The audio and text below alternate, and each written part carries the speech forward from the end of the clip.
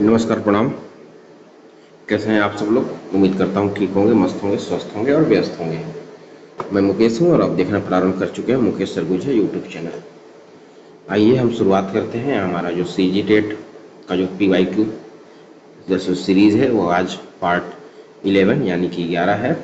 और जो 2016 का जो है शिक्षक वर्ग का जो चतुर्थ भाग है, जो सामाजिक अध्ययन भाग है, वो हमको आज करना है, क्योंकि इससे पहले का भाग हम पार्ट 10वें वाले वीडियो में कर चुके थे। तो आइए शुरुआत करते हैं सामाजिक अध्ययन। क्वेश्चन नंबर 91 है, इसे पृथ्वी तल पर प्रथम क्रम की स्थलाकृति कहा जाता है। इसे पृथ्वी तल पर प्रथम क्रम की स्थलाकृति कहा जाता है।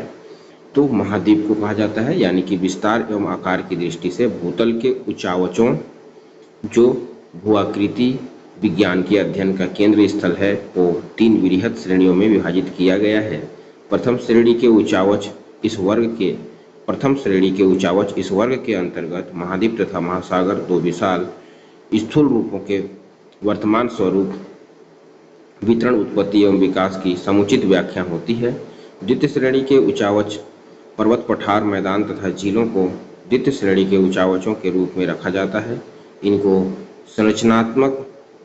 संरचनात्मक स्थल रूप भी कहा जाता है। तृतीय श्रेणी के उच्चावच द्वितीय श्रेणी के उच्चावचों पर निर्मित तथा विकसित स्थल रूपों को तृतीय श्रेणी के उच्चावचों के अंतर्गत सम्मिलित किया जाता है। यानी कि 91 का आंसर जो होगा वो होगा ऑप्शन नंबर बी। प्रश्न है 92 प्रयोग 92 है, प्रयाग प्रशस्ति में निम्नलिखित में से किस गुप्त शासक के अभियानों का वर्णन किया गया है? तो ऑप्शन नंबर बी है, यानी कि समुद्रगुप्त का। प्रयाग प्रशस्ति इलाहाबाद स्तंभ शिलालेख हरिसेन द्वारा संस्कृत भाषा में लिखा गया है। इसमें समुद्रगुप्त की विजयों और गुप्त साम्राज्य की सीमाओं का वर्णन किया गया है। समुद्रगुप्त को भारत का नेपोलियन भी कहा जाता है। प्रश्न 93 है, अमीर खुसरो किस सूफी संत के शिष्य थे? तो इसका जो सही आंसर है ऑप्शन नंबर बी है, यानी कि शेख निजामुद्दीन औलिया के। यानी कि अमीर खुसरो सूफी संत शेख निजामुद्दीन औलिया के शिष्य थे। अमीर खुसरो का जन्म 1253 ईस्वी में पटियाली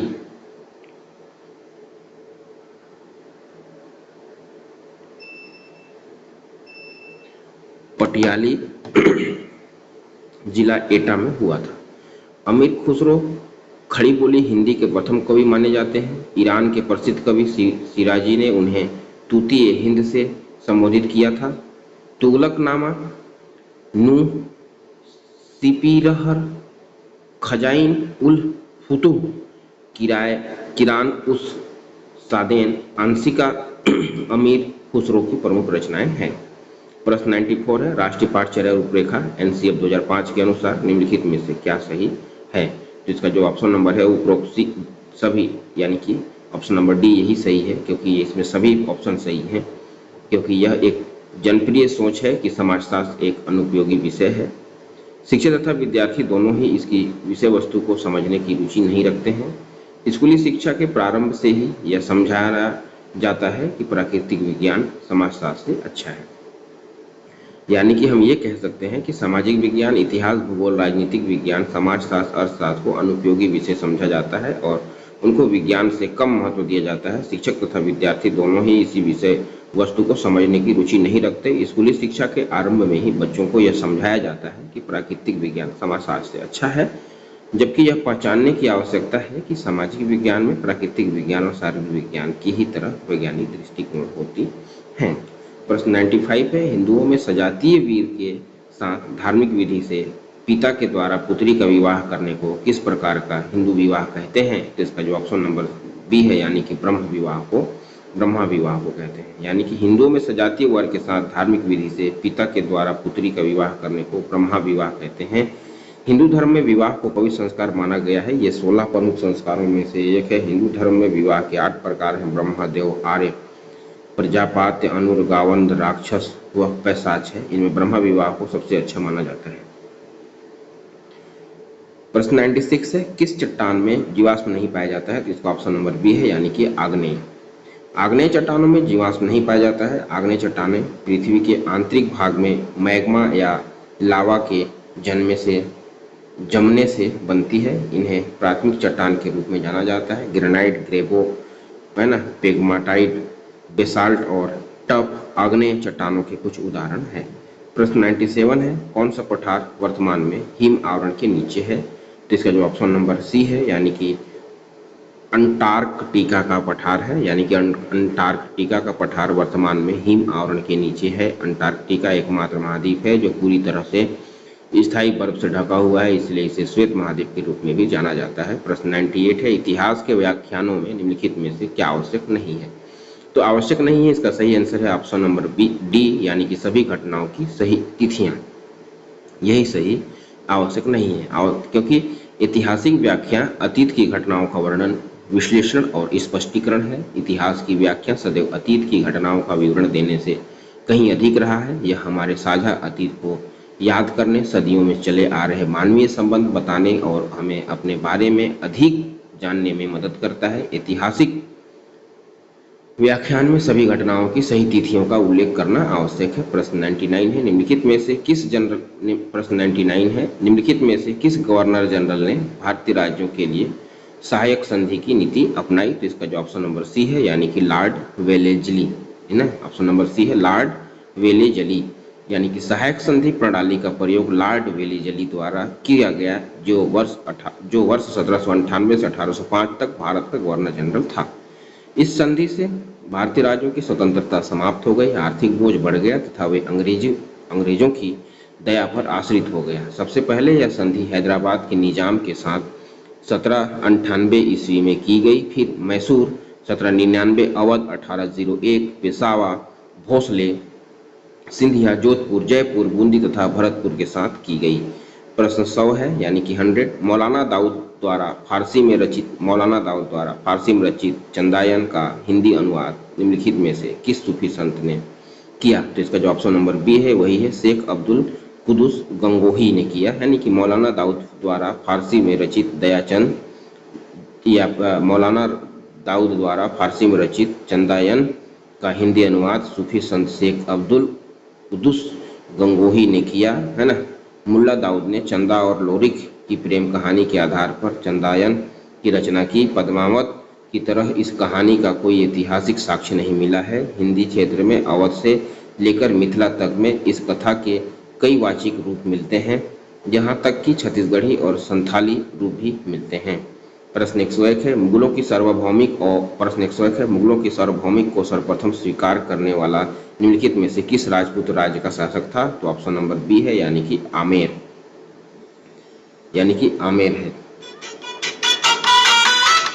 आमेर है नहीं।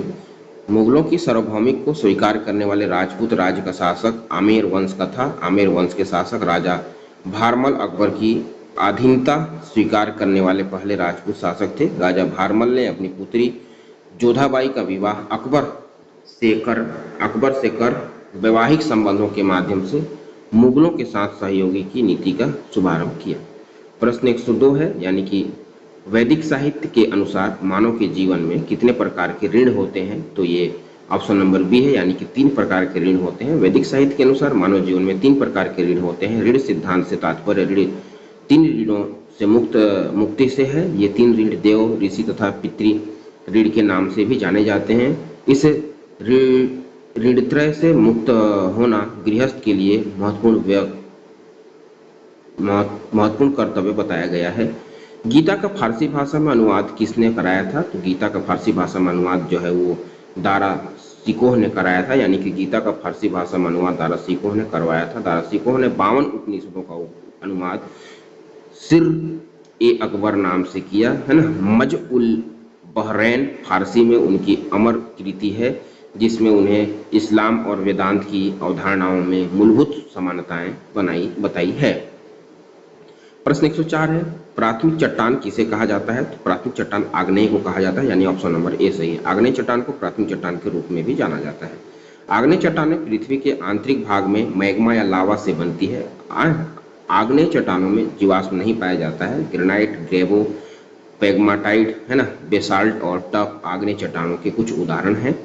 प्रश्न 105 है, छत्तीसगढ़ राज्य के निम्नलिखित में से किस स्थान पर फाल्गुन मास की पंचमी को मेला आयोजित किया जा सकता है? तो ऑप्शन नंबर डी है, यानी कि गिरौदपुरी में किया जा सकता है। छत्तीसगढ़ राज्य के गिरौदपुरी स्थान पर फाल्गुन मास की पंचमी को मेला आयोजित किया जाता है। महानदी और जोंक नदी के संगम पर स्थित गिरौदपुरी धाम छत्तीसगढ़ के सबसे प्रतिष्ठित तीर्थ स्थलों में से एक है। गिरौदपुरी छत्तीसगढ़ के सतनामी पंथ के संस्थापक गुरु घासीदास का जन्म स्थान है। प्रश्न 106 है, इतिहास के स्रोत के रूप में प्रस्तर लेखों को कक्षा में समझने के लिए निम्नलिखित में से किसका उदाहरण दिया जा सकता है? तो ऑप्शन नंबर सी है, यानी कि ए और बी दोनों का। इसलिए क्योंकि धार्मिक भावनाओं में लगे दान अभिलेखों का और सरकारी भवनों में लगे आधारशिला उद्घाटन पत्रों का, है नहीं। इतिहास के स्रोत के रूप में प्रस्तर लेखों को कक्षा में समझाने के लिए धार्मिक भावना में लगे दान अभिलेखों का तथा सरकारी भवनों में लगे आधारशिला उद्घाटन पत्रों का उदाहरण दिया जा सकता है। प्रश्न 107 देखेंगे हम, निम्नलिखित में से किस भारतीय राज्य में ब्रिटिश ईस्ट इंडिया कंपनी ने रेजिडेंट नियुक्ति की नीति प्रारंभ की? तो जिसका जो ऑप्शन नंबर ए है वो है अवध। भारतीय राज्य अवध में ब्रिटिश ईस्ट इंडिया कंपनी ने रेजिडेंट नियुक्ति की नीति आरंभ की, यानी कि 1764 में अंग्रेजी की निर्णायक विजय के बाद 1773 ईस्वी में अवध में एक रेजिडेंट नियुक्त किया गया, जिससे राज्य में अधिक क्षेत्र पर अधिकार और नियंत्रण प्राप्त हुआ। प्रश्न 108 है, इस राज्य का निम्नलिखित में से कौन सा क्षेत्र काष्ठ कला के लिए प्रसिद्ध है? तो काष्ठ कला के लिए जो प्रसिद्ध है वो बस्तर है हमारा, ठीक है। तो ऑप्शन नंबर ए सही है। छत्तीसगढ़ राज्य का बस्तर क्षेत्र काष्ठ कला के लिए प्रसिद्ध है। काष्ठ कला में मुख्य रूप से लकड़ी के फर्नीचरों में बस्तर की संस्कृति, त्योहार, जीव जंतुओं, देवी देवताओं की कलाकृतियां बनाई जाती है। बांस कला में बांस की सीखों से कुर्सियां, बैठक टेबल, टोकरियां, चट्टान और घरेलू साज सज्जा की सामग्रियां बनाई जाती है। प्रश्न 109 है, निम्नलिखित को सुमेलित कीजिए। सुमेलित करने के लिए बोल रहा है, यानी कि ऑप्शन नंबर डी इसका सुमेलित है। डी मतलब सांस्कृतिक व शैक्षिक अधिकार जो है 2324 है। तो आइए इसको देखते हैं। स्वतंत्रता का अधिकार अनुच्छेद 1922 में है और शोषण के विरुद्ध अधिकार जो है अनुच्छेद 2324 में है। धार्मिक स्वतंत्रता का अधिकार जो है अनुच्छेद 25 से 28 में है और सांस्कृतिक व शैक्षणिक अधिकार जो है अनुच्छेद 29 और 30 में है। प्रश्न 110 देखेंगे हम, परावैंगनी किरणों को वायुमंडल के किस परत द्वारा अवशोषित किया जाता है? तो इसका जो सही आंसर है वो ऑप्शन नंबर डी, यानी कि ओजोन मंडल द्वारा। परावैंगनी किरणों को वायुमंडल के ओजोन मंडल परत द्वारा अवशोषित किया जाता है। पृथ्वी की सतह से 10 से 40 किलोमीटर की ऊंचाई पर समताप मंडल में स्थित ओजोन परत हमें सूर्य की परावैंगनी किरण से बचाती है। प्रत्येक वर्ष 16 सितंबर को हम विश्व ओजोन दिवस मनाते हैं और ये ओजोन हमसे परावैंगनी जो किरण आता है सूर्य के प्रकाश से उसको रोक के, यानी कि सोख के हमको फिल्ट्रेट जो प्रकाश है उसको प्रदान करती है। और प्रत्येक वर्ष 16 सितंबर को विश्व ओजोन दिवस मनाया जाता है। वर्ष 2023 की विश्व ओजोन दिवस की जो थीम थी वो थी मॉन्ट्रियल प्रोटोकॉल, यानी कि ओजोन परत को ठीक करना और जलवायु परिवर्तन को कम करना। प्रश्न 111 है, यह राज्य किस अयस्क को पैदा करने में देश का अग्रणी राज्य है? तो इसका जो ऑप्शन नंबर इसका जो सही है वो है ना, इसका जो सही आंसर है वो सही आंसर है इसका ये प्रश्न 111 है, यानी कि से प्रश्न 111 प्रदेश का अग्रणी राज्य है। तो ऑप्शन नंबर बी है, यानी कि छत्तीसगढ़ राज्य भारत का एकमात्र टीन उत्पादन राज्य है। छत्तीसगढ़ राज्य भारत का एकमात्र टीन उत्पादन राज्य है। टीन अयस्क को कैसीटेराइल के नाम से भी जाना जाता है। छत्तीसगढ़ में प्रमुख टीन अयस्क उत्पादक क्षेत्र हैं। प्रमुख टीन अयस्क उत्पादक क्षेत्र तोकपाल क्षेत्र, कटे कल्याण क्षेत्र, पदापुर बचेली क्षेत्र है। क्या होगा? मान लीजिए संविधान के विधेयक लोकसभा में विचाराधीन है। सदन में 270 सदस्य उपस्थित हैं। मतदान में समस्त उपस्थित सदस्य विधेयक के पक्ष में मतदान करते हैं। विधेयक क्या होगा? पारित हो जाएगा, पारित नहीं होगा, या राष्ट्रपति को संदर्भित किया जाएगा या राज्यसभा को भेज दिया जाएगा, है ना। तो इसका जो ऑप्शन नंबर ये है कि पारित नहीं होगा। ऑप्शन नंबर बी जो है पारित नहीं होगा। क्यों नहीं होगा? देखते हैं कि संविधान के अनुच्छेद 368 में संविधान संशोधन विधेयक को 2 वर्गों में बांटा गया है। पहला है संसद के दोनों सदनों के विशेष बहुमत, कम से कम 2/3 सदस्यों का समर्थन के आधार पर पारित होने वाले संशोधन विधेयक, और संसद के विशेष बहुमत के अलावा कम से कम आधे राज्यों के विधानमंडलों के अनुसमर्थन से पारित होने वाला संविधान संशोधन विधेयक। अतः उपयुक्त दी गई परिस्थिति में संविधान संशोधन विधेयक पारित नहीं होगा। ठीक है। प्रश्न 113 देखेंगे, एक गांव का सामुदायिक भवन उदाहरण है। किसका उदाहरण है? सामुदायिक एकता का, सामुदायिक विकास का। ये दोनों का उदाहरण है, यानी ऑप्शन नंबर सी। एक गांव का सामुदायिक भवन सामुदायिक एकता और सामुदायिक विकास का उदाहरण है। सामुदायिक केंद्र या सामुदायिक भवन सार्वजनिक स्थान होते हैं जहां एक समुदाय के सदस्य समूह गतिविधियों, सामाजिक समर्थन, सार्वजनिक जानकारी और अन्य उद्देश्यों के लिए इकट्ठा होते हैं। प्रश्न 114 है इस राज्य के सबसे दक्षिण में निम्न में से कौन सा राज्य स्थित है? तो दक्षिण में जो राज्य स्थित है वो है कोटा। छत्तीसगढ़ राज्य के सबसे दक्षिण में कोटा जो है कोंटा। छत्तीसगढ़ राज्य के सबसे दक्षिण में कोंटा यानी कि सुकमा स्थान स्थित है। सुकमा जिला छत्तीसगढ़ राज्य का दक्षिणी भाग है जिसका गठन 16 जनवरी 2012 को हुआ था। सुकमा जिला उड़ीसा, आंध्र प्रदेश, तेलंगाना राज्यों और बस्तर, बीजापुर, दंतेवाड़ा जिलों के साथ सीमा साझा करता है। प्रश्न 115 है निम्नलिखित में से किस युद्ध में शेरशाह ने हुमायूं को पूर्णतः पराजित किया था? तो जो ऑप्शन नंबर डी है यानी कि बिलग्राम है ना। कन्नौज के युद्ध 1540 ईस्वी में शेरशाह ने हुमायूं को पूर्णतः पराजित किया था। कन्नौज की लड़ाई को बिलग्राम का युद्ध भी कहते हैं। प्रश्न 116 छत्तीसगढ़ राज्य के निम्नलिखित में से किस कलचुरी राजा ने मुगल दरबार में उपस्थिति दी थी? तो ऑप्शन नंबर सी है यानी कल्याण राय। छत्तीसगढ़ के कलचुरी वंश के शासक कल्याण राय ने मुगल दरबार में उपस्थिति दी थी। अनेक विद्वानों का ऐसा मानना है कि कल्याण राय 1544 से 1581 ईस्वी यानी कि मुगल सम्राट अम्बट के समकालीन थे तथा उनके दरबार में 8 साल तक रहे, किंतु तुजुके जहांगीर और कल्याण राय की वीरगाथा गोपल्ला गीत के अनुसार कल्याण राय जहांगीर के दरबार में 8 साल तक रहा था। कल्याण राय ने एक राजस्व पुस्तिका तैयार की थी।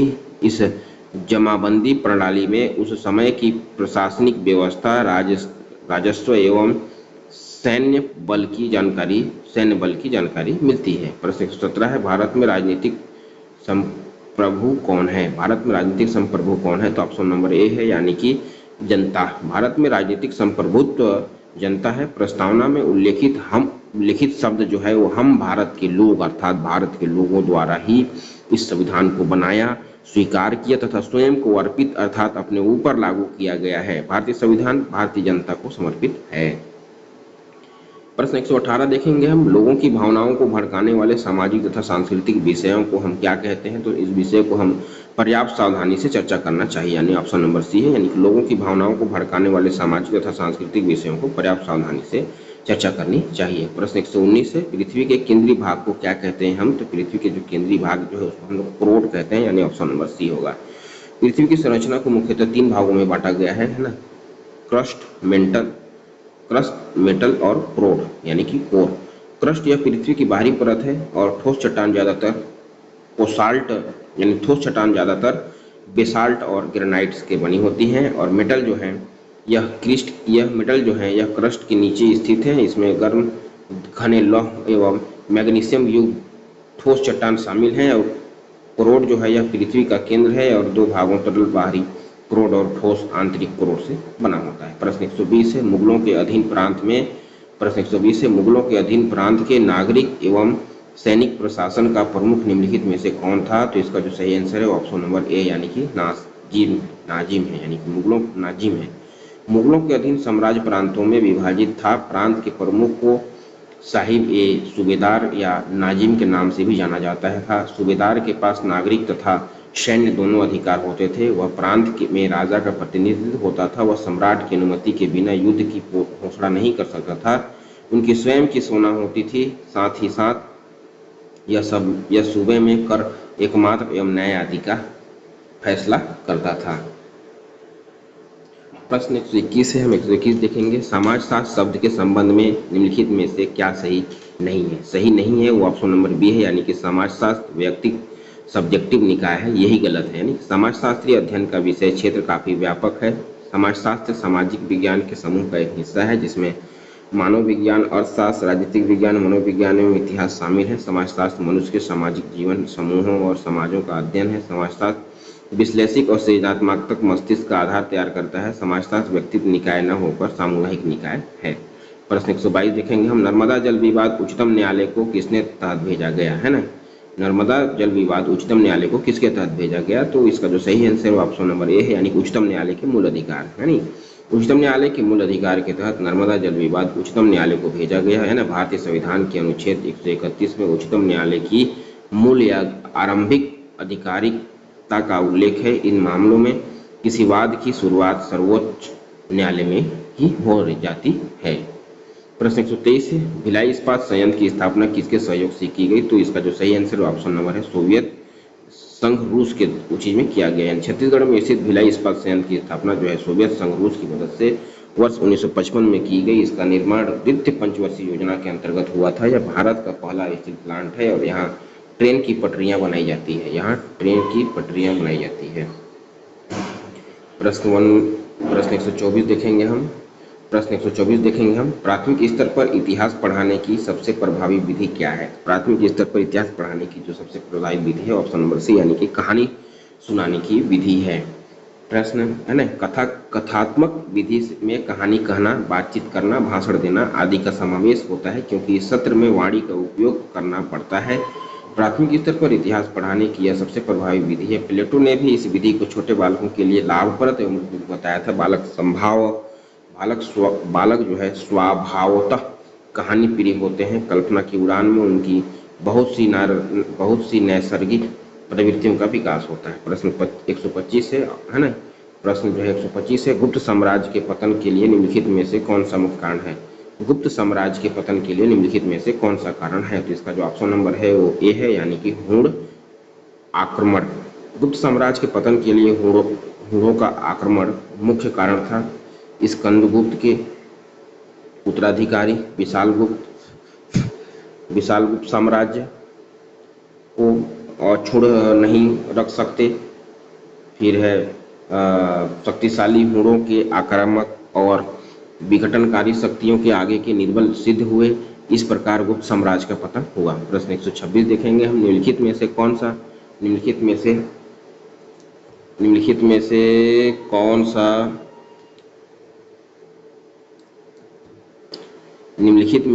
कौन सा पंचायती राज का एक स्तर नहीं है? तो ऑप्शन नंबर बी है यानी कि नगर पंचायत नहीं है। पंचायतों की संरचना संबंधित विस्तृत प्रावधान संविधान के अनुच्छेद 243 ग में किया गया है। ग्राम स्तर ग्राम पंचायत, खंड ब्लॉक स्तर क्षेत्र पंचायत, पंचायत समिति, जिला स्तर जिला पंचायत, जिला परिषद। प्रश्न 127 से 1857 के विद्रोही का तत्कालीन कारण निम्नलिखित में से कौन सा था? तो इसका जो ऑप्शन नंबर डी है यानी कि चर्बी वाले कारतूस यानी कि नहीं। 1857 के विद्रोह के तत्कालीन कारण सैनिक थे। एक अफवाह यह फैल गई कि नए एनफील्ड राइफलों के कारतूसों में गाय और सूअर की चर्बी का प्रयोग किया जाता है। हिंदू और मुस्लिम दोनों सिपाहियों ने इनका इस्तेमाल करने से इनकार कर दिया। मार्च 1857 में नए राइफल के प्रयोग के विरुद्ध मंगल पांडे ने आवाज उठाई और अपने वरिष्ठ अधिकारियों पर हमला कर दिया था। 8 अप्रैल 1857 में ईस्वी को मंगल पांडे को फांसी की सजा दे दी गई। प्रश्न 128 से भारत का गणतंत्र है क्योंकि वह क्या है? वह ऑप्शन नंबर सी होगा। वह भारत एक गणतंत्र है क्योंकि भारत के कई पद वंशानुगत नहीं हैं। भारत में संसदीय व्यवस्था है। एक गणतंत्र अथवा गणराज्य में राज्य का प्रमुख परोक्ष रूप से लोगों द्वारा चुना जाता है। इसी के तहत भारत के राष्ट्रपति का पद निर्वाचन से भरा जाता है, वंशानुगत नहीं है। प्रश्न 129 है, पवन निक्षेप से कौन सी स्थलाकृति निर्मित होती है? पवन निक्षेप से कौन सी स्थलाकृति निर्मित होती है? जिसका जो सही आंसर है वो है ऑप्शन नंबर सी, लोएस मैदान। पवन के निक्षेपाणात्मक कार्य से निर्मित भू आकृतियों में लोएस बालू का स्तूप है ना, बरखान प्रमुख हैं। अत्यंत बारीक मिट्टी और बालू के कणों को पवन उड़ा कर ले जाता है और निक्षेपित करती है, जिससे लोएस निर्मित होती है। लोएस मैदान चीन, संयुक्त राज्य अमेरिका, ऑस्ट्रेलिया और न्यूजीलैंड में पाए जाते हैं। प्रश्न 130 है, औरंगजेब के दरबार में मनसबदार थे। औरंगजेब के दरबार में मनसबदार थे।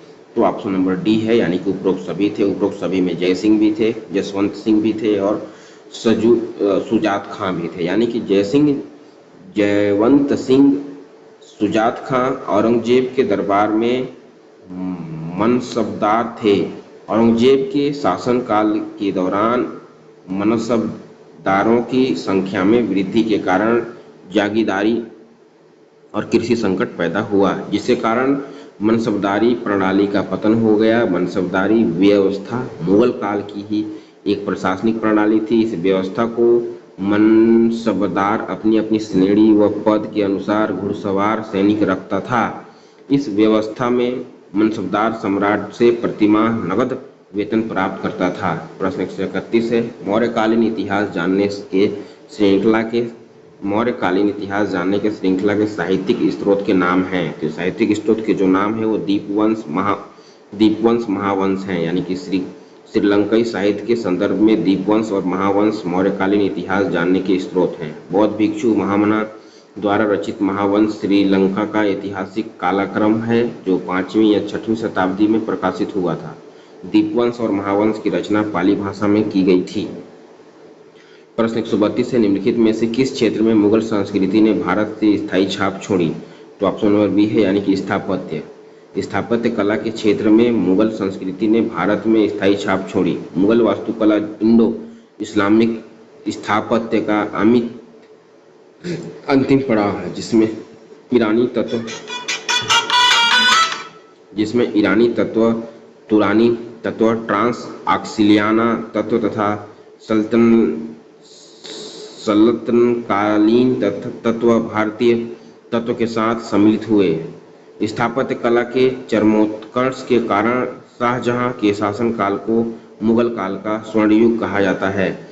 प्रश्न 133 देखेंगे हम, नगरपालिका परिषद के उपाध्यक्ष का त्यागपत्र कौन स्वीकृत करता है? तो कलेक्टर करता है। ऑप्शन नंबर ए, यानी कि नगरपालिका का उपाध्यक्ष अपना त्यागपत्र लिखित सूचना के माध्यम से अध्यक्ष को भेजता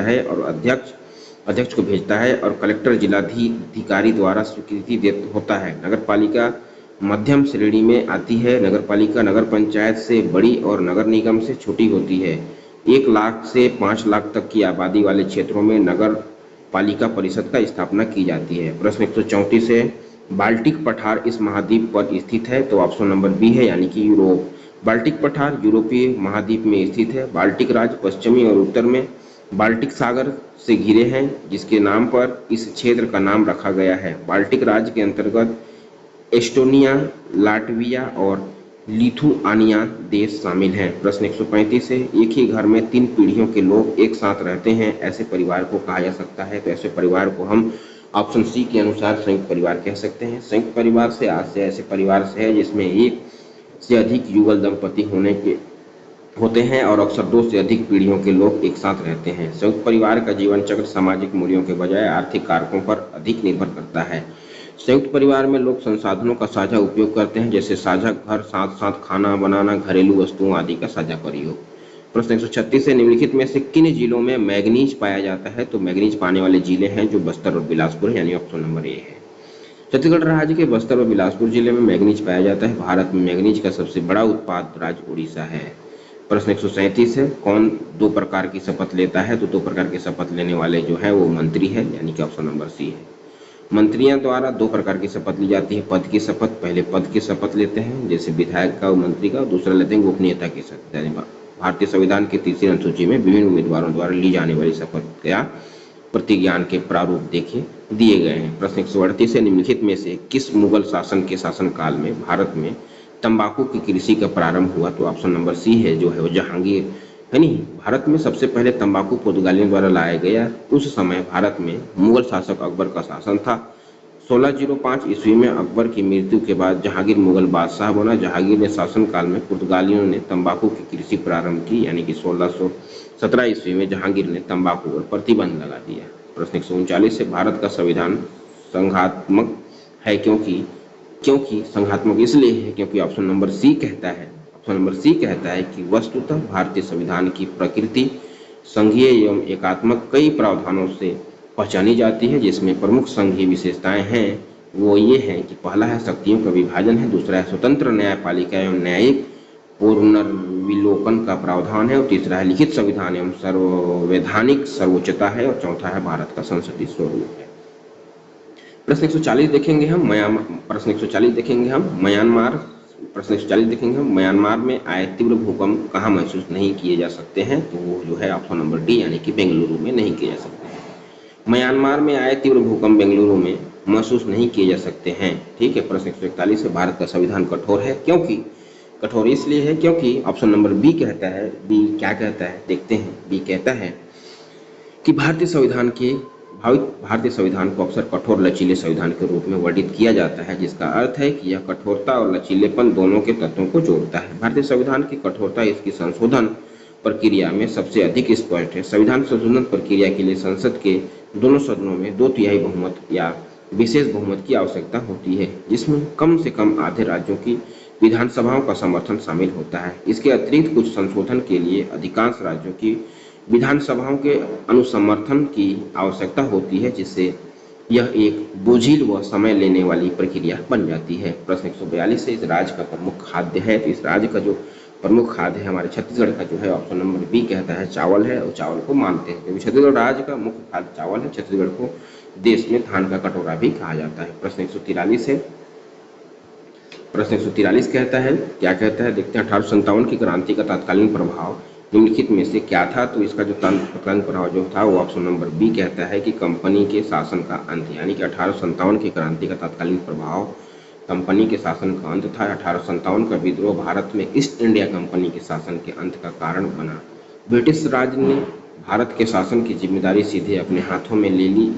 इसकी घोषणा भारत के प्रथम वायसराय लॉर्ड कैनिंग ने इलाहाबाद में की थी। प्रश्न 144 है, अरावली किस प्रकार के पर्वत का उदाहरण है? तो ऑप्शन नंबर सी है, यानी कि अवशिष्ट पर्वत है। अवशिष्ट पर्वत है, यानी कि अरावली अवशिष्ट पर्वत का उदाहरण है। अरावली पर्वत विश्व की प्राचीनतम पर्वत श्रृंखला है। यह पर्वत श्रृंखला राजस्थान को उत्तर से दक्षिण 2 भागों में बांटती है। अरावली का सर्वोच्च पर्वत शिखर सिरोही जिले में गुरु शिखर 1722 मीटर है, जो माउंट अबू में है। यह बनास, लूनी, साखी एवं साबरमती जैसी नदियों का उद्गम स्थल है। प्रश्न 145 से इस राज्य का निम्नलिखित में से कौन सा व्यक्तित्व अछूतोद्वार के क्षेत्र में पुरोगामी था? तो इसका जो ऑप्शन नंबर ए है वो है पंडित सुंदरलाल शर्मा। छत्तीसगढ़ के ग्रामीण अंचलों में व्याप्त रूढ़िवादिता है ना, अंधविश्वास, अस्पृश्यता तथा कुरीतियों को दूर करने के लिए पंडित सुंदरलाल शर्मा ने काफी प्रयास किया। छत्तीसगढ़ की राजनीतिक व देश की स्वतंत्रता में इनका ऐतिहासिक योगदान है। पंडित सुंदरलाल शर्मा को छत्तीसगढ़ का गांधी भी कहा जाता है। ठीक है, पंडित सुंदरलाल शर्मा जी को छत्तीसगढ़ का गांधी भी कहा जाता है। प्रश्न 146 देखेंगे, 146 देखेंगे, सिंधु सभ्यता में किस स्थान पर बंदरगाह प्राप्त हुआ था? तो बंदरगाह जो प्राप्त हुआ था ऑप्शन नंबर ए, यानी कि लोथल में हुआ था।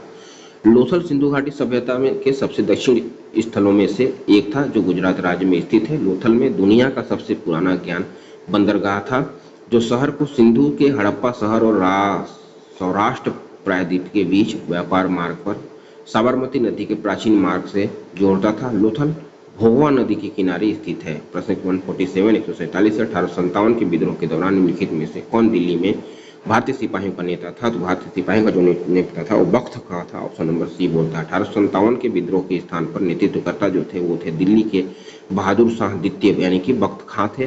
कानपुर में नाना साहब थे, और झांसी और ग्वालियर में लक्ष्मीबाई और तात्या टोपे थे, और फैजाबाद में जो थे वो मौलवी अहमदुल्ला जी थे, और बिहार में जो थे वो कुंवर सिंह थे। बरेली में जो थे वो खान बहादुर खान थे। प्रश्न 148 देखेंगे हम, प्राचीन भारत के व्यापारी निम्नलिखित में से किस देश में व्यापार करने जाते थे?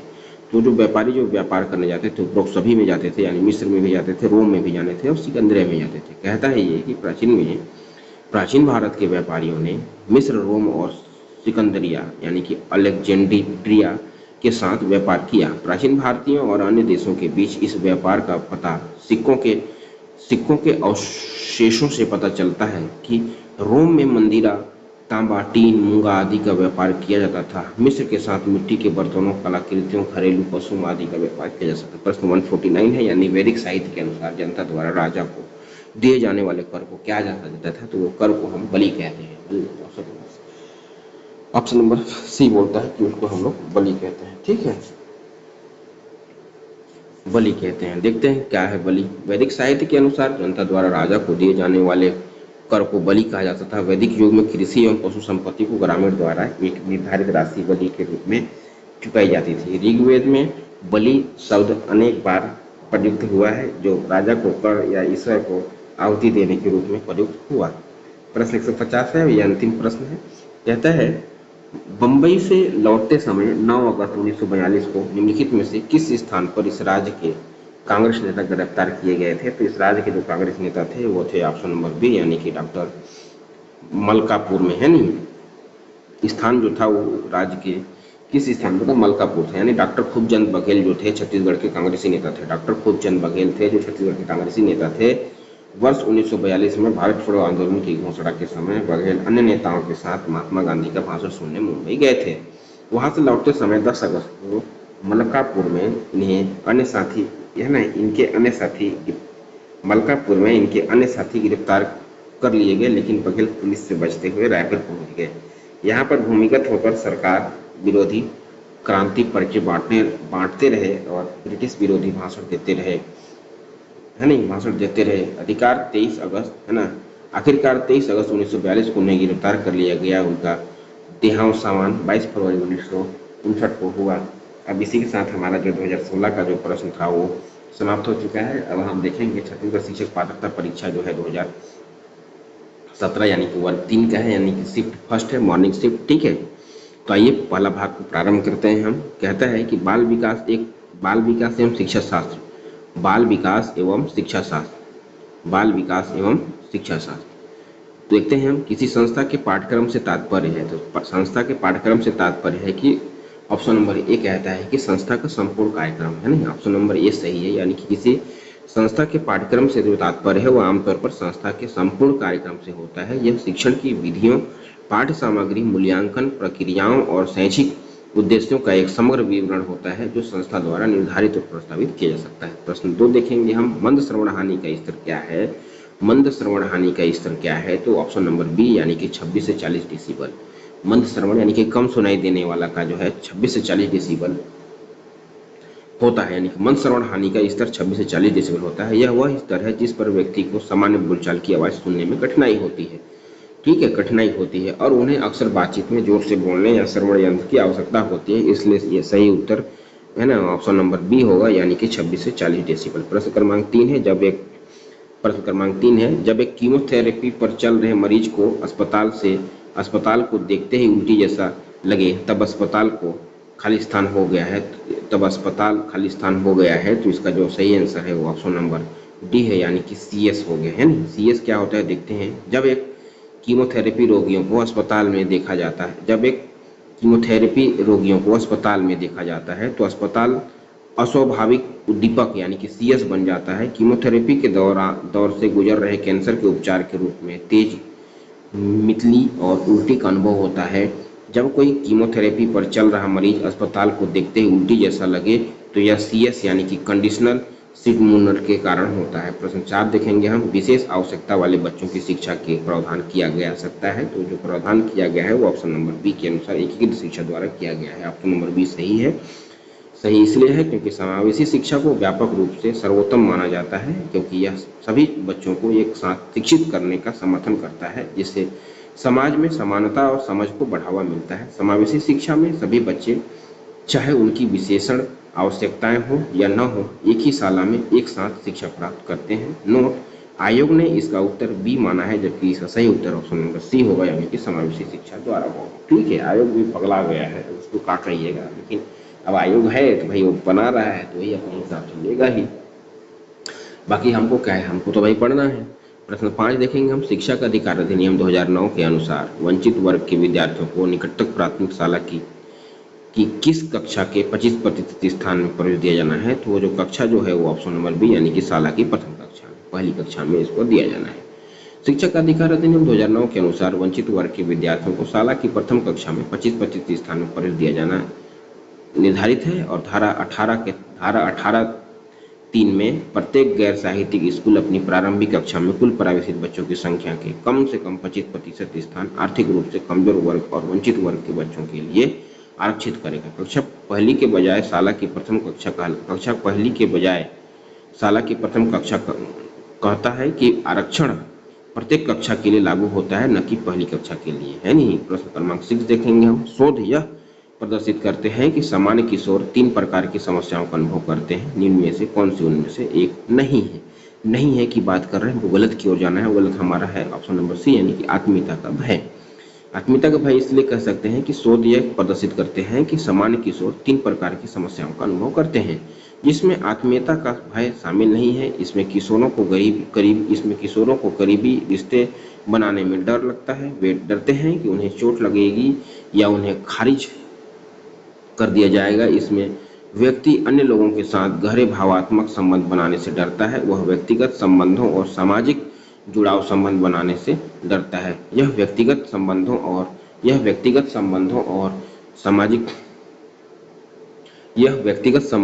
सामाजिक जुड़ाव में बाधा डाल सकता है।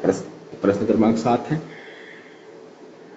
प्रश्न क्रमांक 7 देखेंगे हम, निम्नलिखित में से किस अवस्था में शब्दों को दोहराने की प्रवृत्ति विशेष रूप में पाई जाती है? तो शब्दों को जो दोहराने की जो स्थिति या प्रवृत्ति पाई जाती है शैशव अवस्था में पाई जाती है। बच्चा जो है शैशव अवस्था में रहता है तो दोहराना प्रारंभ करता है, यानी ऑप्शन नंबर ए है। शैशव अवस्था में बच्चे जो है शब्दों को दोहराने की प्रवृत्ति सबसे अधिक होती है। यह प्रवृत्ति भाषा सीखने की प्रक्रिया का एक महत्वपूर्ण हिस्सा है। शिशु शब्दों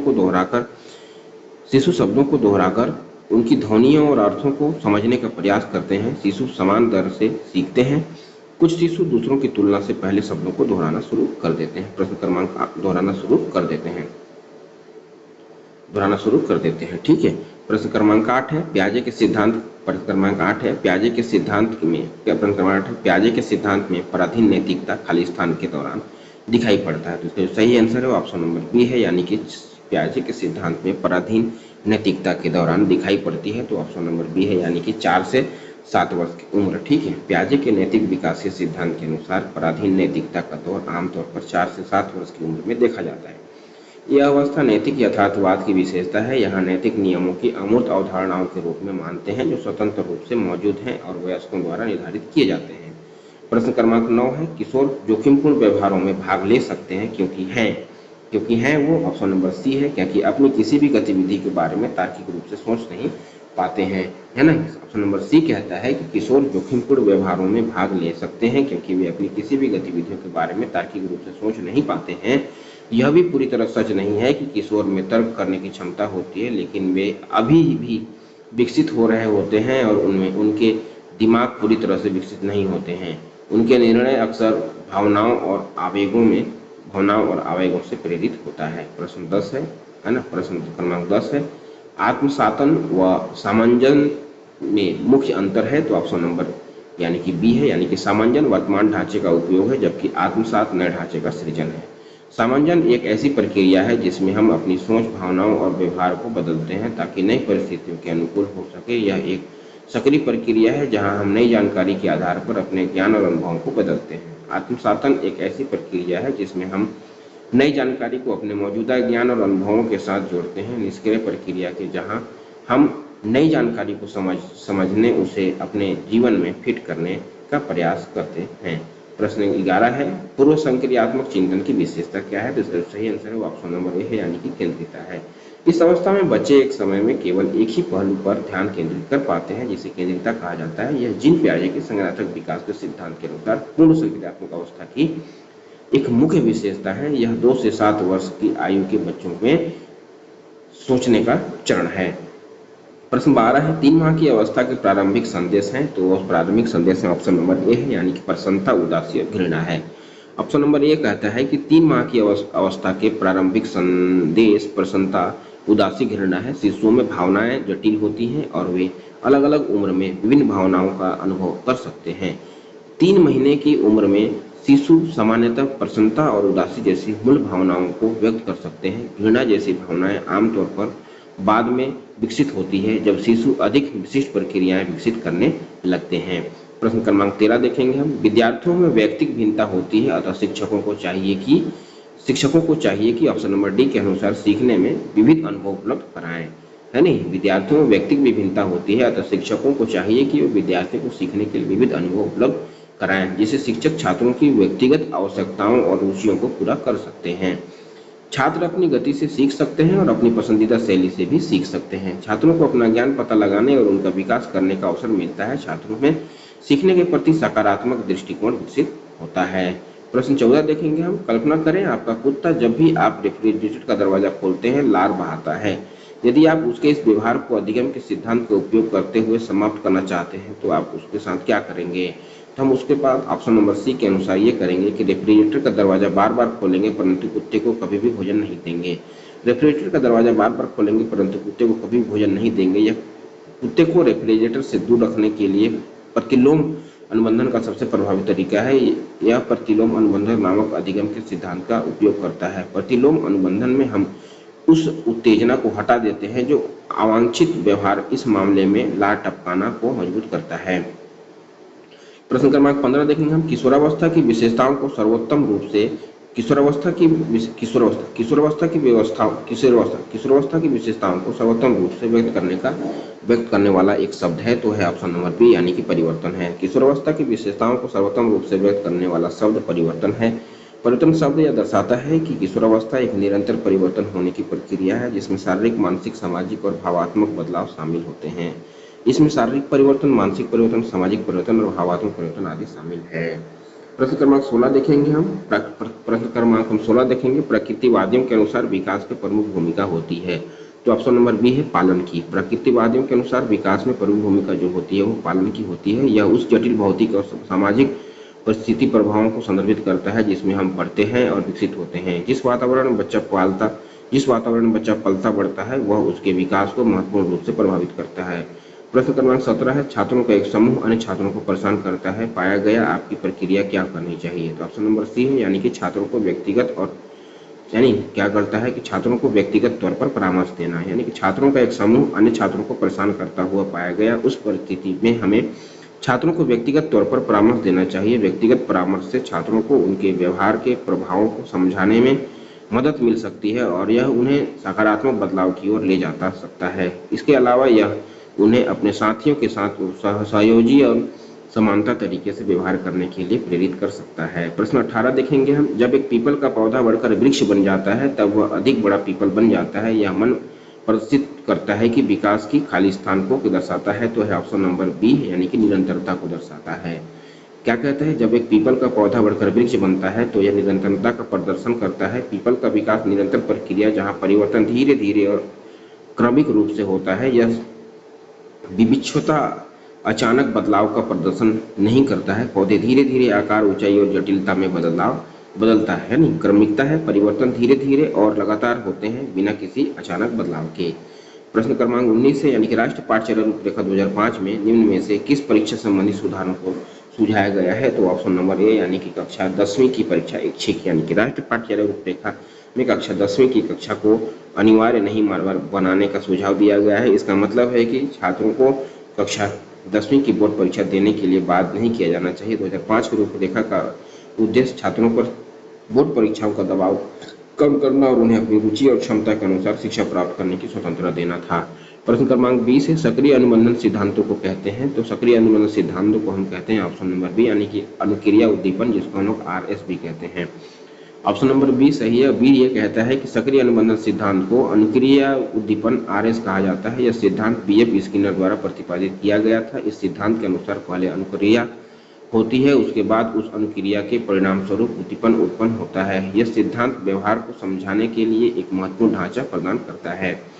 प्रश्न 21 है। वाइगोत्स्की के संरचनात्मक विकास के सिद्धांत में स्केप फोल्डिंग का अर्थ है, यानी कि स्केप फोल्डिंग किसको बोलते हैं? स्केप फोल्डिंग जो है ये स्केप फोल्डिंग है कि ऑप्शन नंबर सी कहता है अधिक निपुण साथियों का एक शिक्षक के रूप में उपयोग करना। वाइगोत्स्की के संज्ञानात्मक विकास के सिद्धांत में स्केप फोल्डिंग का अर्थ अधिक निपुण साथियों के एक शिक्षक के रूप में उपयोग करना है। यह स्केप फोल्डिंग की अवधारणा का सबसे सटीक वर्णन करता है। स्केप फोल्डिंग में अधिक निपुण व्यक्ति बच्चे को जटिल कार्यों को सीखने में मदद करते हैं। वे धीरे धीरे बच्चों को स्वतंत्र रूप में कार्य करने में सक्षम होने तक समर्थन कम करते हैं। ठीक है, यही है ऑप्शन नंबर 21 का आंसर सी है। प्रश्न 22 है। जिस प्रश्न क्रमांक 22 है। शिशुओं और छोटे बच्चों की समस्याओं के लिए उपयुक्त विधि कौन सी है? तो उपयुक्त विधि जो है वो अवलोकन विधि यानी ऑप्शन नंबर डी है। शिशुओं और छोटे बच्चों की समस्याओं का अध्ययन करने के लिए अवलोकन सबसे उपयुक्त विधि मानी जाती है। इसके माध्यम से शिक्षक या अभिभावक बच्चों के व्यवहार और उनकी समस्याओं का सही ढंग से निदान और समस्या करने का प्रयास करते हैं। प्रश्न क्रमांक 23 है। MRI। प्रश्न क्रमांक 23 है। MRI खाली स्थान की प्रक्रिया है, तो MRI जो है तंत्रिका प्रतिबिंब है, यानी कि ऑप्शन नंबर ए है। MRI जिसका पूरा नाम मैग्नेटिक रेजोनेट इमेजिंग है ना, MRI का जो पूरा नाम है मैग्नेटिक रेजोनेंस इमेजिंग है, यानी कि एक चिकित्सीय इमेजिंग तकनीक है जो शरीर के अंदर की संरचनाओं की विस्तृत छवियां बनाने के लिए चुंबकीय क्षेत्र और रेडियो तरंगों का उपयोग करती है। यह तकनीक विवरण का उपयोग नहीं करती है और इसे तंत्रिका प्रतिबंध के लिए उपयोग किया जा सकता है। प्रश्न क्रमांक 24 है, उत्तर बाल्यावस्था में बच्चे किन भौतिक इकाइयों के परिवर्तन को समझते हैं? तो ऑप्शन नंबर डी है, यानी मात्रा, अंक, संख्या, क्षेत्र को समझते हैं, यानी कि ऑप्शन नंबर डी है। उत्तर बाल्यावस्था में बच्चे द्रव्यमान, संख्या और क्षेत्रफल के परिवर्तन को समझते हैं, इसलिए सही उत्तर मात्रा, अंक, संख्या, क्षेत्र है। इस अवस्था में बच्चे जिज्ञासा से भरे होते हैं और पर्यावरण का पता लगाने में इच्छुक होते हैं। वे इन अवधारणाओं को समझने के साथ साथ अच्छी अवलोकन क्षमता को भी रखते हैं। ठीक है, प्रश्न क्रमांक 25 देखेंगे हम। ठीक है, प्रश्न क्रमांक 25 बोलता है क्रियात्मक विकास का मस्तकोद्धामुखी नियम विकास को बताता है। तो मस्तकामुखी जो होता है ऑप्शन नंबर बी है, मस्तिष्क से पैर के अंगूठे तक, यानी क्रियात्मक विकास का मस्तकोद्धामुखी नियम बताता है कि विकास मस्तक से पैर के अंगूठे तक होता है, यानी शिशु के विकास की शुरुआत सिर से मस्तिष्क की ओर होती है और धीरे धीरे यह विकास नीचे की ओर पैरों तक जाता है, यानी व्यक्तियों, क्योंकि यह सुनिश्चित करना है कि शिशु उचित क्रम में गतिशील कौशल विकसित कर रहा है या कर सके। प्रश्न क्रमांक 26 है, अभिवृद्धि का संबंध बालक के व्यक्तित्व के विकास, है ना, अभिवृद्धि का संबंध बालक के व्यक्तित्व के किस पहलू से है? तो ऑप्शन नंबर बी है, यानी कि शारीरिक पहलू से है, यानी अभिवृद्धि का संबंध बालक के शारीरिक पहलुओं से है, जबकि बालक का संबंध सभी पहलुओं से है, जैसे शारीरिक, ज्ञानात्मक, भाषाई, भावात्मक, सामाजिक आदि। अभिवृद्धि बालक के व्यक्तित्व के विकास में महत्वपूर्ण भूमिका निभाता है, खासकर शारीरिक पहलू में। प्रश्न क्रमांक 27 है, यानी कि निम्नलिखित में से कौन सा बाल्यावस्था की प्रमुख विशेषता नहीं है? अगर बाल्यावस्था की प्रमुख विशेषता नहीं है की बात कर रहा है तो ऑप्शन नंबर सी होगा, क्योंकि यह दूसरों पर निर्भर नहीं होता है। बाल्यावस्था की प्रमुख विशेषताओं में शारीरिक और मानसिक स्थिरता, वास्तविक जगत से संबंध और रचनात्मक कार्यों में आनंद शामिल है। इस अवस्था में बच्चे आत्मनिर्भर होते लगते हैं और उनकी जिज्ञासा और ज्ञान की चाहत बढ़ती है, इसलिए दूसरों पर निर्भरता बाल्यावस्था की प्रमुख विशेषता नहीं होती है। प्रश्न 28 देखेंगे हम कि संज्ञानात्मक अधिगम एवं नैमित्तिक अनुबंधन में मुख्य अंतर यह है कि ऑप्शन नंबर बी सही की ओर लेके जा रहा है, क्योंकि संज्ञानात्मक अधिगम में प्रोत्साहन की आवश्यकता नहीं होती है।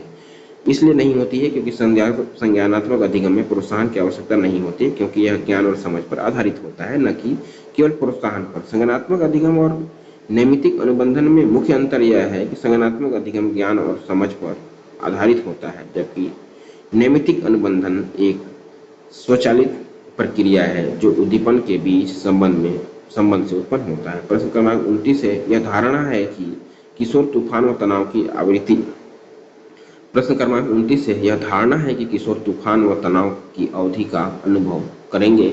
तो इसका जो सही आंसर है ऑप्शन नंबर बी है, यानी सभी किशोरों के लिए सत्य है, यानी ऑप्शन नंबर ए सही है, यानी किशोर तूफान और तनाव की अवधि का अनुभव करते हैं। सभी किशोरों के लिए सत्य है, क्योंकि इस अवस्था में बच्चे अपने माता पिता के साथ संघर्ष में होते हैं, चिड़चिड़े होते हैं और अपने साथियों के साथ अधिक समय बिताने की प्रवृत्ति रखते हैं तथा शारीरिक और मानसिक परिवर्तन के समायोजन में कठिनाई महसूस करते हैं।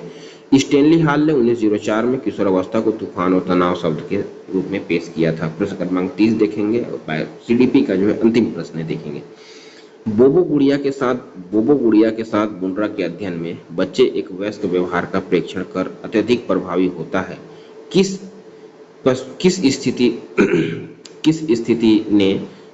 स्थिति ने बच्चों के प्रेक्षणात्मक अधिगम को और अधिक प्रभावशाली बनाया हुआ?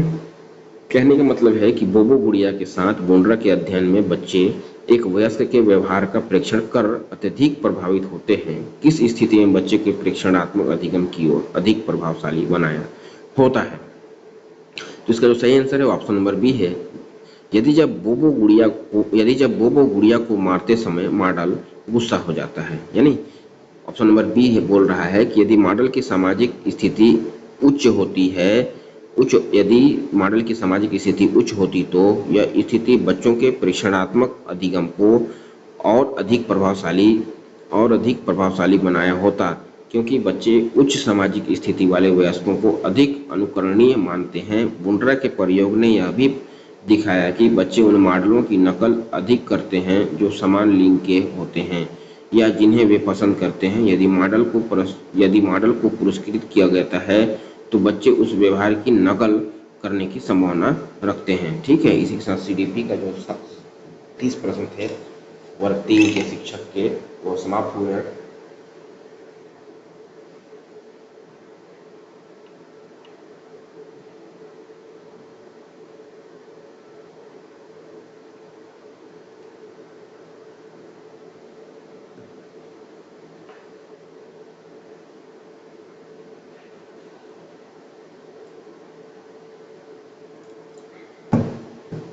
अब हम हिंदी के प्रश्न देखेंगे। द्वितीय भाग है, शब्द रचना विधि के आधार पर 4 विधियां हैं। शब्द रचना विधियों के आधार पर शब्द रचना विधियों के आधार पर 4 विधियां हैं। तो कौन कौन सी विधि 4 हैं? तो वो 4 विधियां ऑप्शन नंबर ए है, तत्सम, तद्भव, देशज और विदेशज। शब्द रचना विधि अथवा उत्पत्ति की दृष्टि से शब्द के 4 भेद हैं, तत्सम, तद्भव, देशज तथा विदेशज, ये 4 हैं। प्रश्न क्रमांक 32 देखेंगे, मैं सुबह घूमने जाता हूँ। मैं सुबह घूमने जाता हूँ, ये कैसा वाक्य है? तो इसका जो वाक्य है वो जो है विधानाचार्य वाक्य है, यानी कि ऑप्शन नंबर सी सही होगा। दिया गया वाक्य में सुबह घूमने जाता हूँ विधानार्थक वाक्य है। जिस वाक्य में किसी क्रिया के होने या करने की सूचना हो उसे विधानार्थक या विधानवाचक वाक्य हम कहते हैं। जैसे माली पेड़ लगा रहा है, ये भी विधानात्मक वाक्य। प्रश्न 33 से बच्चे भाषा सीख लेते हैं। तो बच्चे भाषा कैसे सीखते हैं? तो ऑप्शन नंबर बी कहता है कि कुदरती जादू और लंबे परिश्रम दोनों में थोड़ा थोड़ा योग होता है नहीं? तो ऑप्शन नंबर बी सही होगा, क्योंकि बच्चे जब भाषा सीखते हैं कुदरती जादू और लंबे परिश्रम इन दोनों के थोड़े थोड़े सहयोग और योगदान से बच्चे भाषा सीख लेते हैं। प्रश्न क्रमांक 34 देखेंगे हम। 34 कहता है कि आकलन प्रक्रिया में अवलोकन तभी सार्थक है जब क्या होगा? ऑप्शन नंबर बोल रहा है शिक्षक बच्चों का अनौपचारिक नियमित पूर्वाग्रह से दूर व रिकॉर्डेड अवलोकन करता हो, है नहीं? तो ऑप्शन नंबर बी सही है, क्योंकि आकलन प्रक्रिया में अवलोकन प्रक्रिया तभी सार्थक है जब शिक्षक बच्चों का अनौपचारिक नियमित पूर्वाग्रह से दूर व रिकॉर्डेड अवलोकन करना होता है। ठीक है। प्रश्न क्रमांक 35 है, गरीब के घर में गुणवान को उत्पन्न होना के लिए उपयुक्त विकल्प क्या होगा? गुदड़ी के लाल होगा, यही ऑप्शन नंबर ए सही है, क्योंकि गरीब के घर में गुणवान को उत्पन्न होना है। गरीब के घर में गुणवान को उत्पन्न होना के लिए उपयुक्त लोकोक्ति यानी गुदड़ी के लाल होगा। वाक्य प्रयोग अपने वंश में अब्दुल कलाम सचमुच गुदड़ी के लाल थे। प्रश्न 36 से नीचे लिखे शब्द समूह में जो भिन्न है उसे चुने। भिन्न की बात कर रहे हैं तो हम ऑप्शन नंबर डी को चुनेंगे, क्योंकि डी कहता है कि परिवार, संघ, बालक, कक्षा ये तीनों भिन्न है, क्योंकि दिए गए शब्द समूह में गुच्छा, ढेर, श्रृंखला तथा झुंड समूहवाचक संज्ञा हैं। अन्य विकल्पों में एक ही संज्ञा का शब्द समूह उपलब्ध नहीं है। ठीक है, यानी नहीं है। फिर हम देखेंगे वाक्य प्रश्न क्रमांक 37, यानी कि वाक्य के गुण की श्रेणी में नहीं है। अगर वाक्य की गुण की श्रेणी में नहीं हो कौन सा है? तो ऑप्शन नंबर डी यानी कि उद्देश्य नहीं। वाक्य के गुण की श्रेणी में उद्देश्य नहीं आता है। उद्देश्य और विधेय वाक्य के अंग हैं। उद्देश्य और विधेय जो है वाक्य के अंग हैं, जबकि आकांक्षा, योग्यता तथा सनिधि, आसक्ति वाक्य के गुण हैं जिसका वाक्य में होना आवश्यक है। प्रश्न क्रमांक 38 है, वनगमन समास है। प्रश्न क्रमांक जो है 38 यानी कि वनगमन समास है, तो वो है ऑप्शन नंबर बी यानी कि तत्पुरुष समास है। वनगमन, वन को गमन में कर्म, वनगमन जो है वन को गमन में कर्म तत्पुरुष समास है। कर्म तत्पुरुष समास में कर्म कारक को विभक्ति का लोप हो जाता है, जैसे परलोक गमन, परलोक को गमन, स्वर्ग प्राप्त यानी स्वर्ग प्राप्त, इसलिए इसका ऑप्शन नंबर जो होगा वो तत्पुरुष समास यानी कि बी होगा। प्रश्न क्रमांक 39 से द्विगु समास का उदाहरण नहीं है। अगर जो द्विगु समास का उदाहरण नहीं हो ऑप्शन नंबर डी है जो है द्विरक है ना? दिए गए विकल्पों में द्विरक जो है ऑप्शन नंबर बी द्विगु समास का उदाहरण नहीं है। यह बहुब्रीहि समास का उदाहरण है। इसका समास विग्रह है, दो है बाहरी दांत जिसके वो हाथी। अन्य विकल्प द्विगु समास के उदाहरण है। द्विगु समास हम किसको कहते हैं? कि जिस समास में पहला पद संख्यावाचक हो और दोनों पदों के बीच विशेषण और विशेष के संबंध हो और समस्त पद जो है संख्या का ज्ञान कराए, उसे द्विगु समास हम कहते हैं। जैसे द्विगु समास में संख्यावाचक होता है, जैसे अठन्नी, चवन्नी, सतसई, सप्ताह है नहीं? अठन्नी जिसे 8 अंगों का समूह, ठीक है। सतसई 700 दोहों का समूह है नहीं? सप्ताह 7 दिनों का समूह, ऐसी चीजों को ले सकते हैं। प्रश्न क्रमांक 40 देखेंगे हम कि अनेक शब्द का बहुवचन अनेक ही होता है, क्योंकि क्योंकि यह अविकारी शब्द है। ऑप्शन नंबर डी सही है, क्योंकि अनेक शब्द का बहुवचन अनेक ही होता है, क्योंकि यह अविकारी शब्द है। जिस शब्दों में लिंग वचन पुरुष या कारक के कारण कोई विकार या परिवर्तन नहीं होता है उन शब्दों को अवयव या अविकारी शब्द कहते हैं, जैसे जब तब, इधर उधर, किंतु परंतु इत्यादि। अवयव के अंतर्गत क्रिया विशेषण संबंध बोधक, समुच्च बोधक और विषमयादि बोधक शब्दों का स्थान है। प्रश्न क्रमांक हम 41 देखेंगे। प्रश्न क्रमांक 41 देखेंगे हम कि बच्चे के मूल्यांकन के लिए जो गतिविधियां चुनी गई वे हैं। बच्चे के मूल्यांकन के लिए जो प्रक्रिया चुनी गई है, जो गतिविधियां चुनी हैं वो हैं, तो है ऑप्शन नंबर डी, यानी कि कक्षा में की जाने वाली गतिविधियां को ही साथ ही वे कक्षा अनुसार स्तर कर किस्म में भी हो, यानी कि ऑप्शन नंबर डी कहता है कि बच्चे के मूल्यांकन के लिए जो गतिविधियां चुनी जाए वे कक्षा में की जाने वाली गतिविधियां ही हो, यानी जो गतिविधियां चुनी जाए वो कक्षा में की जाने वाली गतिविधियां हो, साथ ही वे कक्षानुसार स्तर के किस्म के भी हो। ठीक है, दोनों चीजें स्पष्ट कर रहा है। फिर क्या कहता है प्रश्न नंबर 42, फिर कहता है प्रश्न क्रमांक 42 निम्नलिखित शब्द समूह, प्रश्न क्रमांक 42 निम्नलिखित शब्द समूह देशज है। देशज शब्द समूह कौन सा है, तो देशज शब्द समूह जो है वो ऑप्शन नंबर ए है, यानी कि चिड़िया, घरौंदा और जूता, ये तीनों देशज हैं। दिए गए विकल्पों में शब्द समूह चिड़िया, घरौंदा तथा जूता देशज शब्द हैं, जबकि अन्य विकल्पों में जादू, कमीना, सूद तथा पलंग फारसी शब्द तथा औरत, किताब बाकी अरबी शब्द हैं। देशज शब्द हम उसको कहते हैं कि वे शब्द जिसकी उत्पत्ति का पता तो नहीं चलता है नहीं, देशज शब्द कहलाते हैं। ये अपने ही देश में बोलचाल से बने हैं। इनकी व्युत्पत्ति किसी संस्कृत धातु या व्याकरण के नियमों से नहीं हुई है, जैसे पगड़ी, फुनगी, खिचड़ी, लोटा आदि, ये सब देशज शब्द हैं। प्रश्न क्रमांक 43 है नीरव शब्द का संधि विग्रह क्या है। नीरव शब्द का जो संधि विग्रह है निह धन रव होता है, यानी ऑप्शन नंबर ए सही होगा, क्योंकि दिए गए शब्द नीरो का संधि विच्छेद निह धन रव होता है। इसमें विसर्ग संधि है ना, विसर्ग के साथ स्वर या व्यंजन का मेल से जो विकार उत्पन्न होता है उसे विसर्ग संधि कहते हैं। नोट क्या बोलते हैं, यदि ई उ के बाद विसर्ग हो और उसके बाद र आए तो इन उ का क्रमशः ई उ हो जाता है और विसर्ग लुप्त हो जाता है, इसलिए नीरस बराबर निह धन रस बराबर नीरस, नीरो बराबर निह धन रो बराबर नीरो। प्रश्न क्रमांक 44 हम देखेंगे, दिए गए शब्दों में सार्थक नहीं है। प्रश्न क्रमांक 44 देखेंगे हम कि दिए गए शब्दों में समानार्थक नहीं है। समानार्थक नहीं है, ऑप्शन नंबर डी है, यानी कि नद, यानी दिए गए शब्दों में नद समानार्थक शब्द नहीं है, जबकि सरोवर, तालाब तथा पुष्कर समानार्थी शब्द है। किसी शब्द का प्रयोग की दृष्टि से उसी अर्थ में प्रयुक्त हो सकने वाला शब्द समानार्थी है, जबकि अन्य शब्द जो किसी शब्द का प्रतीकात्मक बोध मात्र कराते हो लेकिन प्रयोग उसी संदर्भ में न हो तो पर्यायवाची है।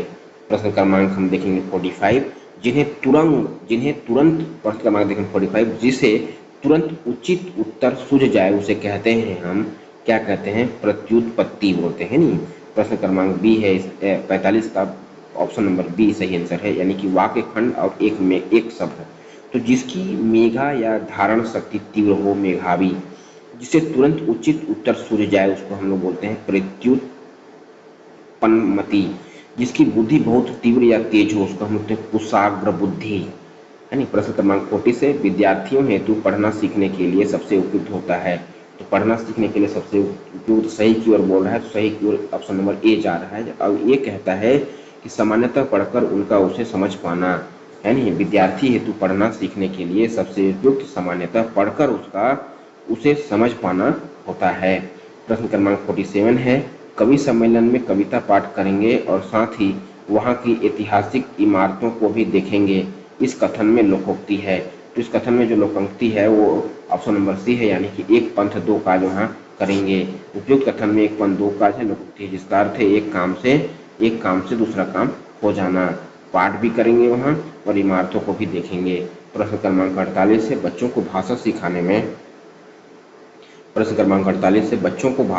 निम्नलिखित समूह में से किस समूह का सर्वाधिक महत्व है, तो ऑप्शन नंबर डी है, यानी कि सही उच्चारण, शुद्ध भाषा व भाषा व्याकरण की गलतियों का है। ऑप्शन नंबर डी कहता है कि बच्चों को भाषा सिखाने में सही उच्चारण, शुद्ध भाषा व भाषा व्याकरण की गलतियों के समूह का सर्वाधिक महत्व होता है। प्रश्न क्रमांक बोलता है 49 यानी कि 49, भाषा के संदर्भ के आकलन का उद्देश्य हो, तो आकलन का जो उद्देश्य हो ऑप्शन नंबर डी के अनुसार हो। डी कहता है कि बच्चों की शब्द संपदा व व्याकरण ज्ञान न पढ़ने लिखने के कौशल की जांच हो, है नहीं। डीप में कहता है कि बच्चों को सब संपदा और व्याकरण ज्ञान न पढ़ने लिखने के कौशल की जांच भाषा के संदर्भ में आकलन का उद्देश्य होना चाहिए। प्रश्न क्रमांक 50 बोलता है कि शब्दों के अक्षरों का हर है नहीं, शब्दों के अक्षरों का हेर फेर कहलाता है। तो वो जो हेर फेर कहलाता है वो ऑप्शन नंबर ए है, यानी कि वर्ण विपर्यय कहलाता है। ठीक है, क्योंकि ऑप्शन नंबर ए कहता है कि शब्दों के अक्षरों का हेर फेर वर्ण विपर्यय कहलाता है। जैसे लखनऊ का नखलऊ, है नहीं, अमरूद का अमरूद, है नहीं, इस टाइप से वो हो जाता है। प्रश्न क्रमांक 51 है प्रतिकूल, प्रश्न क्रमांक 51 यानी कि 51 है प्रतिकूल कार्य करने के लिए उचित मुहावरा होगा। तो उचित मुहावरा जो होगा वो ऑप्शन नंबर ए है, यानी कि उल्टी गंगा बहाना होगा।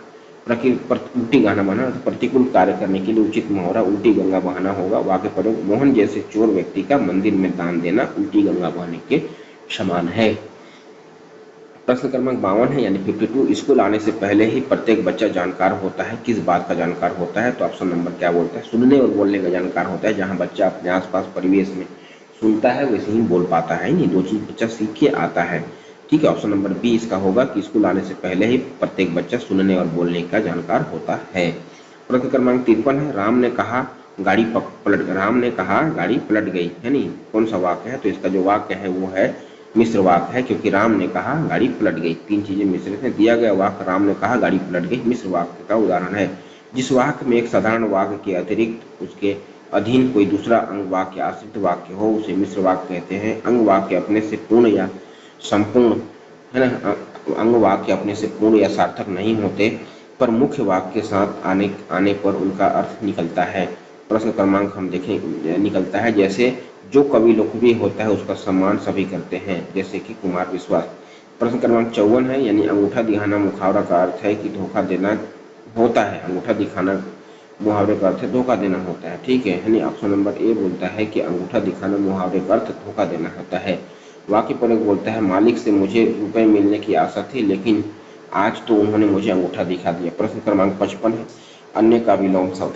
प्रश्न क्रमांक 55 है, अर्थ का विलोम शब्द क्या है? अर्थ का जो विलोम शब्द इति है, ऑप्शन नंबर सी होगा। यानी कुछ शब्द है उसका विलोम देखते हैं। पूर्व का विलोम है पश्चिम, अंत का विलोम है अनंत और अथ का विलोम है इति। प्रश्न क्रमांक हम 56 देखेंगे। 56 कहता है पढ़ते हुए अर्थ समझने का प्रक्रिया क्रम है। तो है ऑप्शन नंबर बी कहता है वही प्रक्रिया क्रम है, यानी 3 1 2 4 है। देखते हैं क्या है। पढ़ते हुए अर्थ समझने की प्रक्रिया का क्रम है पाठक का भाषा ज्ञान व सामूहिक समझ, शब्दों से प्राप्त संकेत, फिर पाठक का पूर्व अनुभव और पाठ का संदर्भ या फिर अन्य मदद। यह एक सीक्वेंस है। पहला पाठक का भाषा ज्ञान और सामूहिक समझ, भाषा का ज्ञान रहेगा तो अच्छा बता पाएगा। और शब्दों से प्राप्त संकेत के माध्यम से भी कुछ शब्द हैं उनके प्राप्त संकेत होते हैं उसको भी बताना और लिखना। और पाठक का पूर्व अनुभव, उसका अनुभव क्या है उस विषय में, पहले का जो अनुभव है उसको साझा करना। और पाठ का संदर्भ या फिर अन्य मदद, पाठ का जो संदर्भ बन रहा है या कोई अन्य मदद हो सकता है उसको देना होता है। प्रश्न क्रमांक 157 है, प्रश्न क्रमांक 57 है, बोलता है प्रारंभिक स्तर पर पढ़ना सिखाने में भाषा शिक्षण के लिए आवश्यक है। तो जो शिक्षक आवश्यक है वह ऑप्शन नंबर बी, यानी कि बच्चे द्वारा अनुमानित पठन को प्रोत्साहित किया जाए। यानी प्रारंभिक स्तर पर पढ़ना सिखाने में भाषा शिक्षक के लिए आवश्यक है कि बच्चे द्वारा अनुमानित पठन को प्रोत्साहित किया जाए। प्रश्न क्रमांक 58 है, रमेश जीवन भर, प्रश्न क्रमांक 58 है, रमेश जीवन भर सुख भोगता रहा। इस वाक्य में जीवन भर शब्द है, तो जीवन भर जो शब्द है वो ऑप्शन नंबर बी है, यानी क्रिया विशेषण है। दिए गए वाक्य रमेश जीवन भर सुख भोगता रहा में जीवन भर शब्द क्रिया विशेषण है।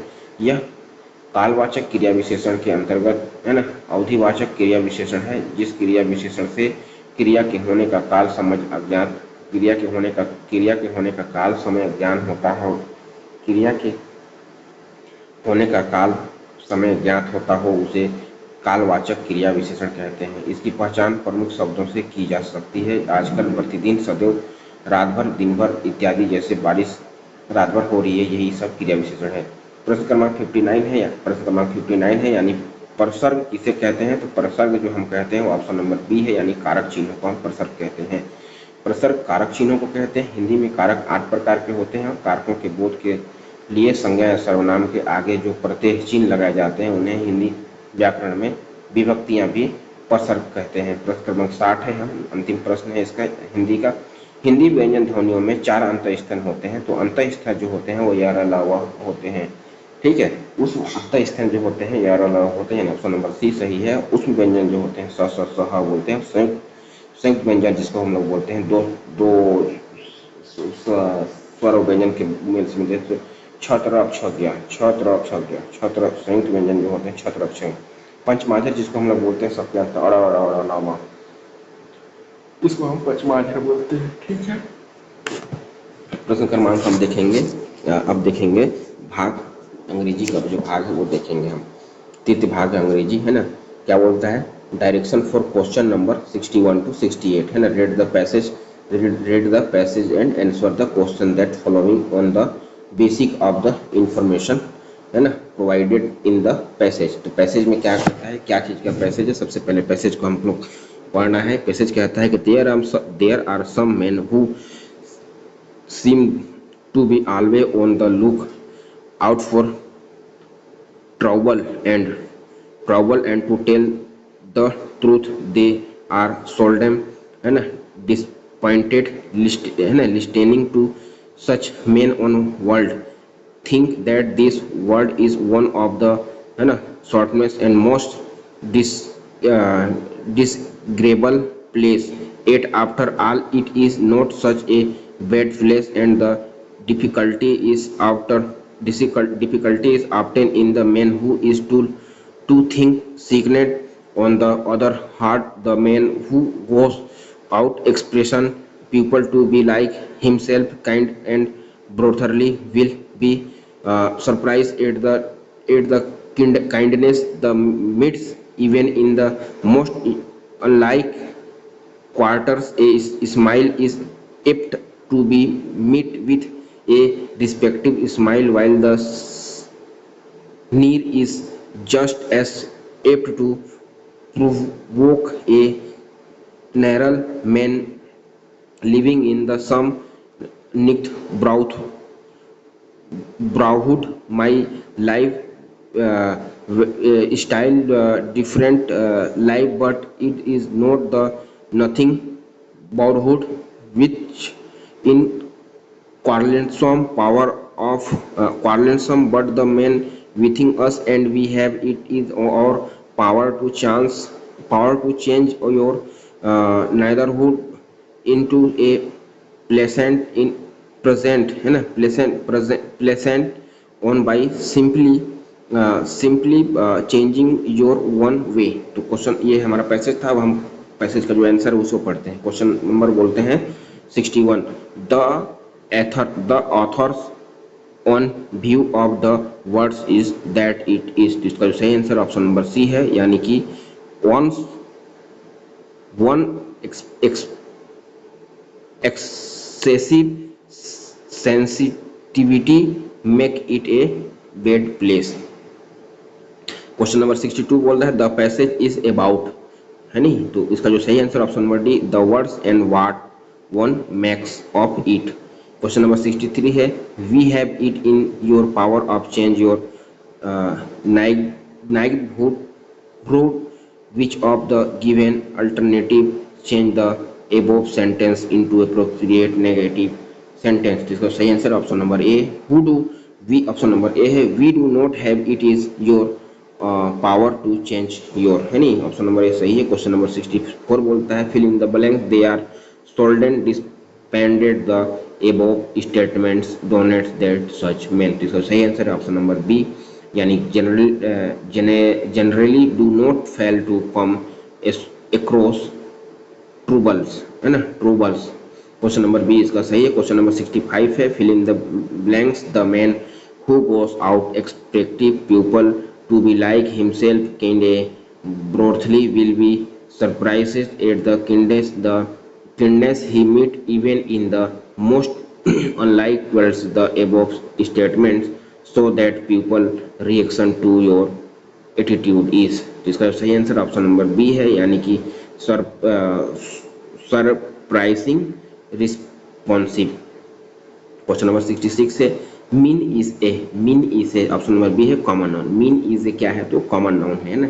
उपरोक्त पैसेज के अनुसार mean is a common noun है, अन्य विकल्पहीन है। क्वेश्चन नंबर 67 है which of the following is appropriate in meaning to the expression thin thin sickness in the contents of the passage. तो इसका सही आंसर है ऑप्शन नंबर ए, यानी कि इंसेंटिव इंसेंसिटिव, है ना। क्वेश्चन नंबर 68 है, choose the words. Question number 68 है, choose the word nearest in meaning to the word sullen of the passage. तो इसका जो सोल्डन ऑफ द पैसेज है, तो इसका जो सही आंसर है और इन ऑप्शन नंबर रेयरली, है नहीं, ऑप्शन नंबर बी है ना। Direction of question number 69 to 75, read the passage carefully, answer the question been which. ये जो पैसेज दिया है, पैसेज को मैं नहीं पढ़ता हूँ, सिर्फ मैं क्वेश्चन को पढ़ता हूँ। 69, many man and women are so money minded that they do not undertake any serious work that does not pay. Identify the sentence that correctly converts and transformation the above sentence using to for so fill in the blanks that without changing the meaning। तो सही answer है option number सी, यानी कि many men, ये women are too many minded to undertake any serious work that does not play। Question number 70 है, यानी according to the passage money mind people value. तो इसका सही आंसर ऑप्शन नंबर सी, यानी कि मटेरियल बेनिफिट्स। क्वेश्चन नंबर 71 है, hard work only for money and then plenty of play and pleasure, this seems to be their rule of life, the main verb in the above sentence is. तो question number D है, यानी कि seems. Question number 72 है, pick out the words which is most nearly opposite is meaning to the following words as use in the passage, है ना, ओसेशनली। इसका जो सही आंसर है ऑप्शन नंबर सी, यानी कि फ्रीक्वेंटली। उपरोक्त पैसेज के अनुसार question number C frequency. Question number 73 है, which of the following is true is the consent of the passage. तो इसका ऑप्शन नंबर बी है, इसका सही आंसर है, people from all walk of life many exhibit materialism। ठीक है। Question number 74 है, pick out the words which is most nearly the same is meaning as the following words in capitals as used in the passage की। तो इसका सही answer option number सी, यानी कि answer. Question number 75 है, why do many people not like two by your read books. तो question number जो है ऑप्शन नंबर डी, यानी कि because they think that book do not help them is getting। Question number 76 है, direction does not test। Question number D है, यानी कि some problem of inspection। Question number 77 है, the limitation of oral communication is that। तो option number इसका है ए, यानी कि it is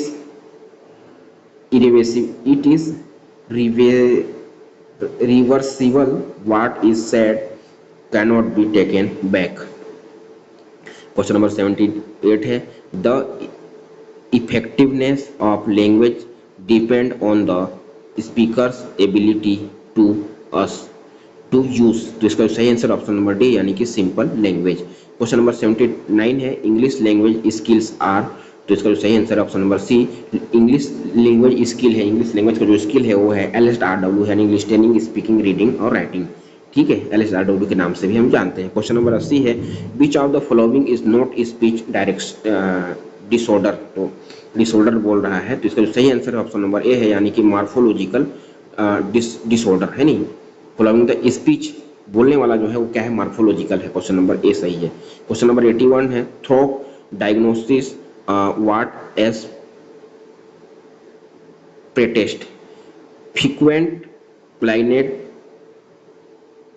रियलिकल lesion cooperation which pressure. तो इसका जो सही है वो कौन सा है, तो ऑप्शन नंबर डी है, ऑल ऑफ एबव। ये तीनों सही है।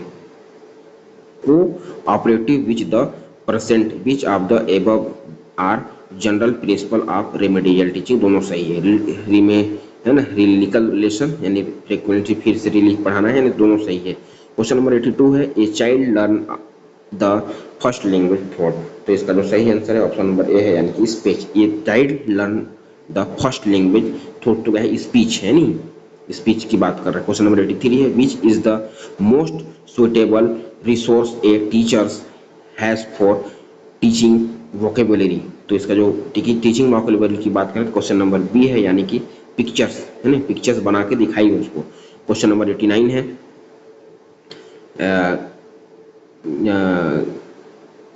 gathering only fact without trying to understanding the content which listening is। तो इसका जो बात कर रहा है तो क्वेश्चन नंबर डी होगा, यानी कि डी होगा, यानी कि barrier to effective listening skill. ठीक है, barrier to effective listening. Question number अंतिम है, यानी कि 90 है इंग्लिश का। As a test of ability is speaking, listening, reading and writing the only favourable thing about translation is. तो इसका सही आंसर है ऑप्शन नंबर ए है, यानी कि translation question are easy to set, है नहीं। ये हो गया हमारा इंग्लिश का समाप्त। अब हम गणित देखेंगे। गणित में हमारा बोलता है चतुर्थ भाग है गणित। लोक एल्गोरिथम मानसिक रूप से किस कार्य के लिए उपयोगी है? तो एल्गोरिथम जो है वो सभी के लिए है, यानी कि संख्याई क्रियाएं के लिए है, मापन के लिए, अनुमान के लिए। एल्गोरिथम जो होता है गणितीय भाषा का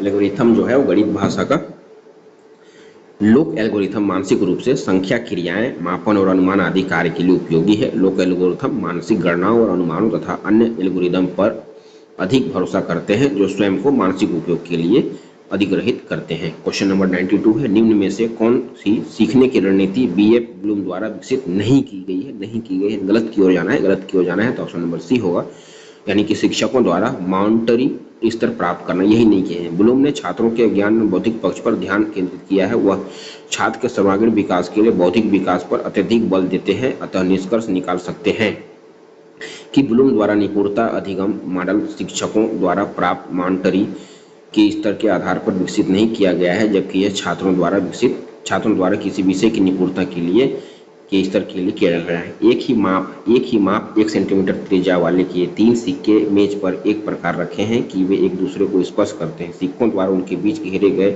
क्षेत्र का क्षेत्रफल होगा। तो घेरे गए क्षेत्र का जो क्षेत्रफल होगा वो क्षेत्रफल होगा जो ऑप्शन नंबर बी है, यानी कि क्या बोलता है, बी है, करनी 3 बराबर पाई आर बटे वर्ग सेंटीमीटर में होगा। क्वेश्चन नंबर 94 है, सामान्य गणित सीखना कठिन होता है क्योंकि इसकी प्रकृति पूर्णतः अपूर्ण। सामान्य गणित सीखना कठिन होता है क्योंकि इसकी प्रकृति पूर्णतः अमूर्त होती है नहीं।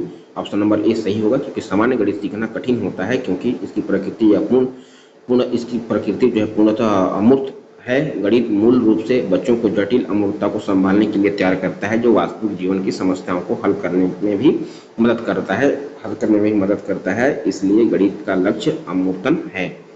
क्वेश्चन नंबर हम देखेंगे 95, दो संख्याओं का महत्तम समापवर्तक 8 है तथा निम्नलिखित में से कौन सी संख्या उनका लघुत्तम समापवर्तक नहीं हो सकता? तो इसका सही आंसर ऑप्शन नंबर डी, यानी कि 76 नहीं हो सकता। प्रश्नानुसार है कि दो संख्याओं का महत्तम समापवर्तक 8 है, यानी कि 32 बराबर 4 गुणित 8 और 56 बराबर 7 गुणित 8 और 64 बराबर 8 गुणित 8 और 76 बराबर 4 गुणित 19, इसलिए 8 गुणनखंड नहीं होगा। प्रश्न क्रमांक 96 देखेंगे, अपने वास्तविक गति से 4/5 गति से चलने से एक व्यक्ति 1/1/2 घंटे देरी से पहुंचता है, तो उसका पहुंचने का जो वास्तविक समय होगा वो क्या होगा? तो ऑप्शन नंबर बी, यानी कि 6 घंटे होगा।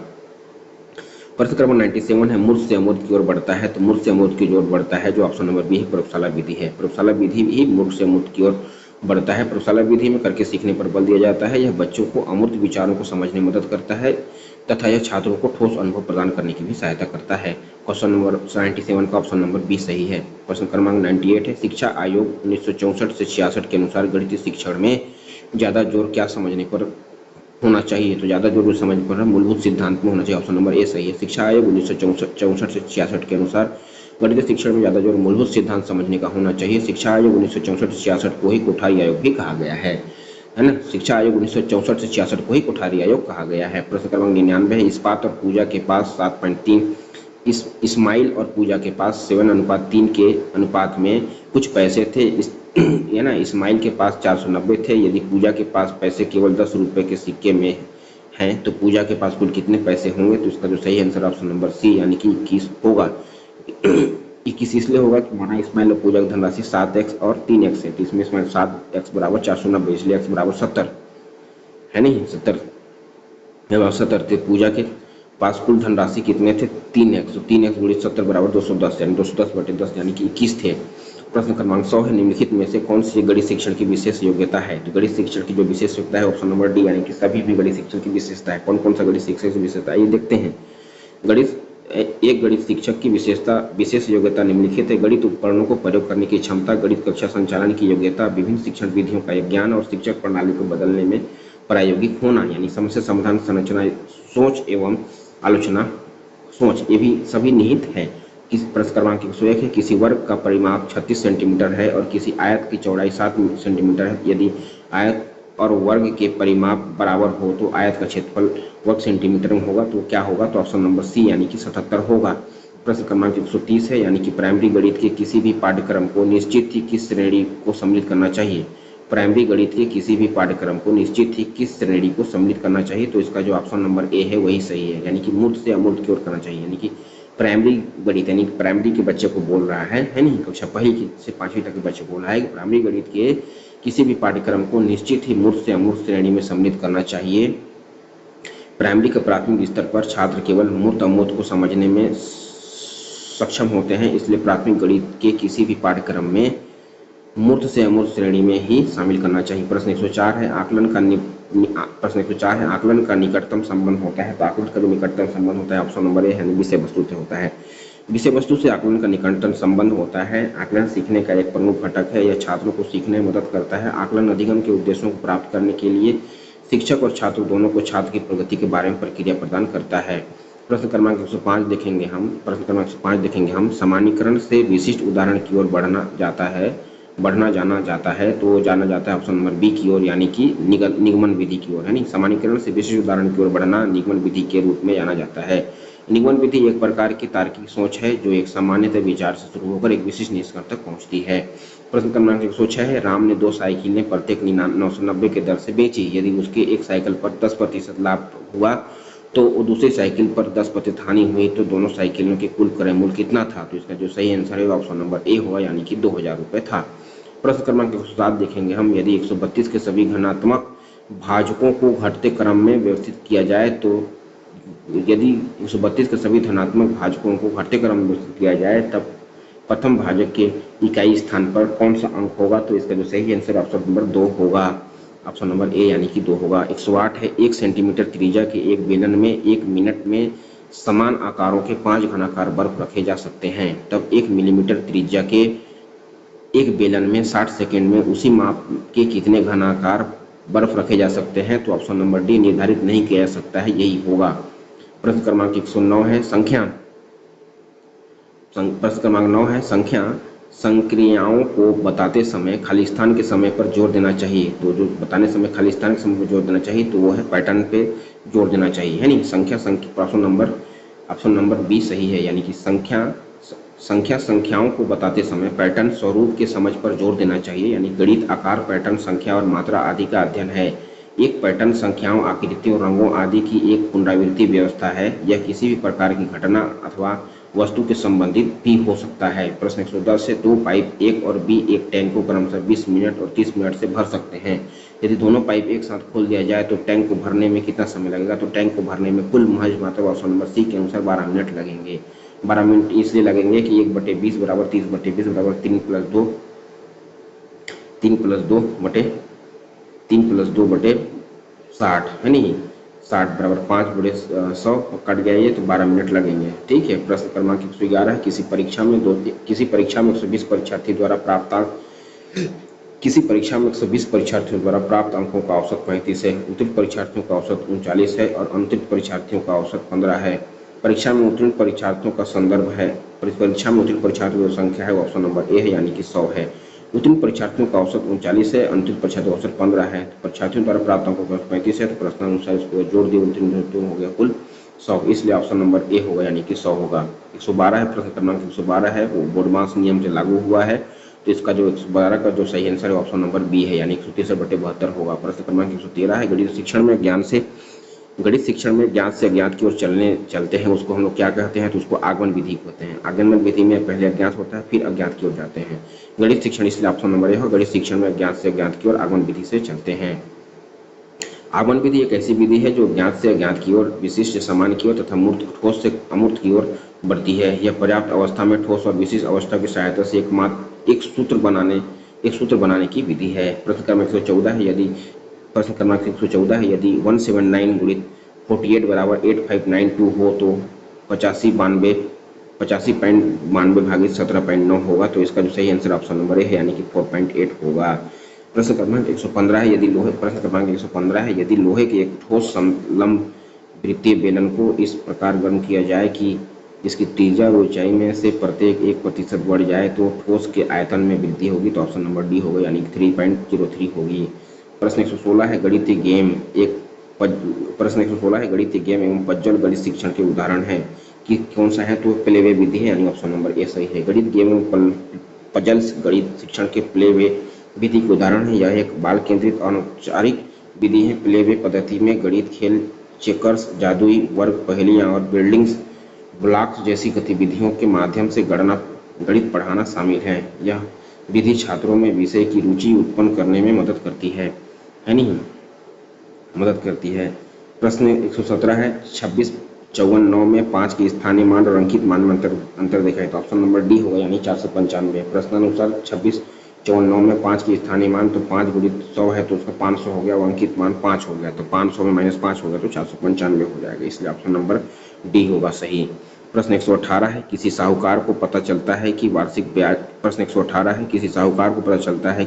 ब्याज की दर 8% से 7.3/4%, 7 से ही 3/4% रह जाने से उसकी वार्षिक आय में 61.50 की कमी आ जाती है या आ गई। उसकी पूंजी क्या थी? तो ऑप्शन नंबर सी थी, यानी 24,6000 थी।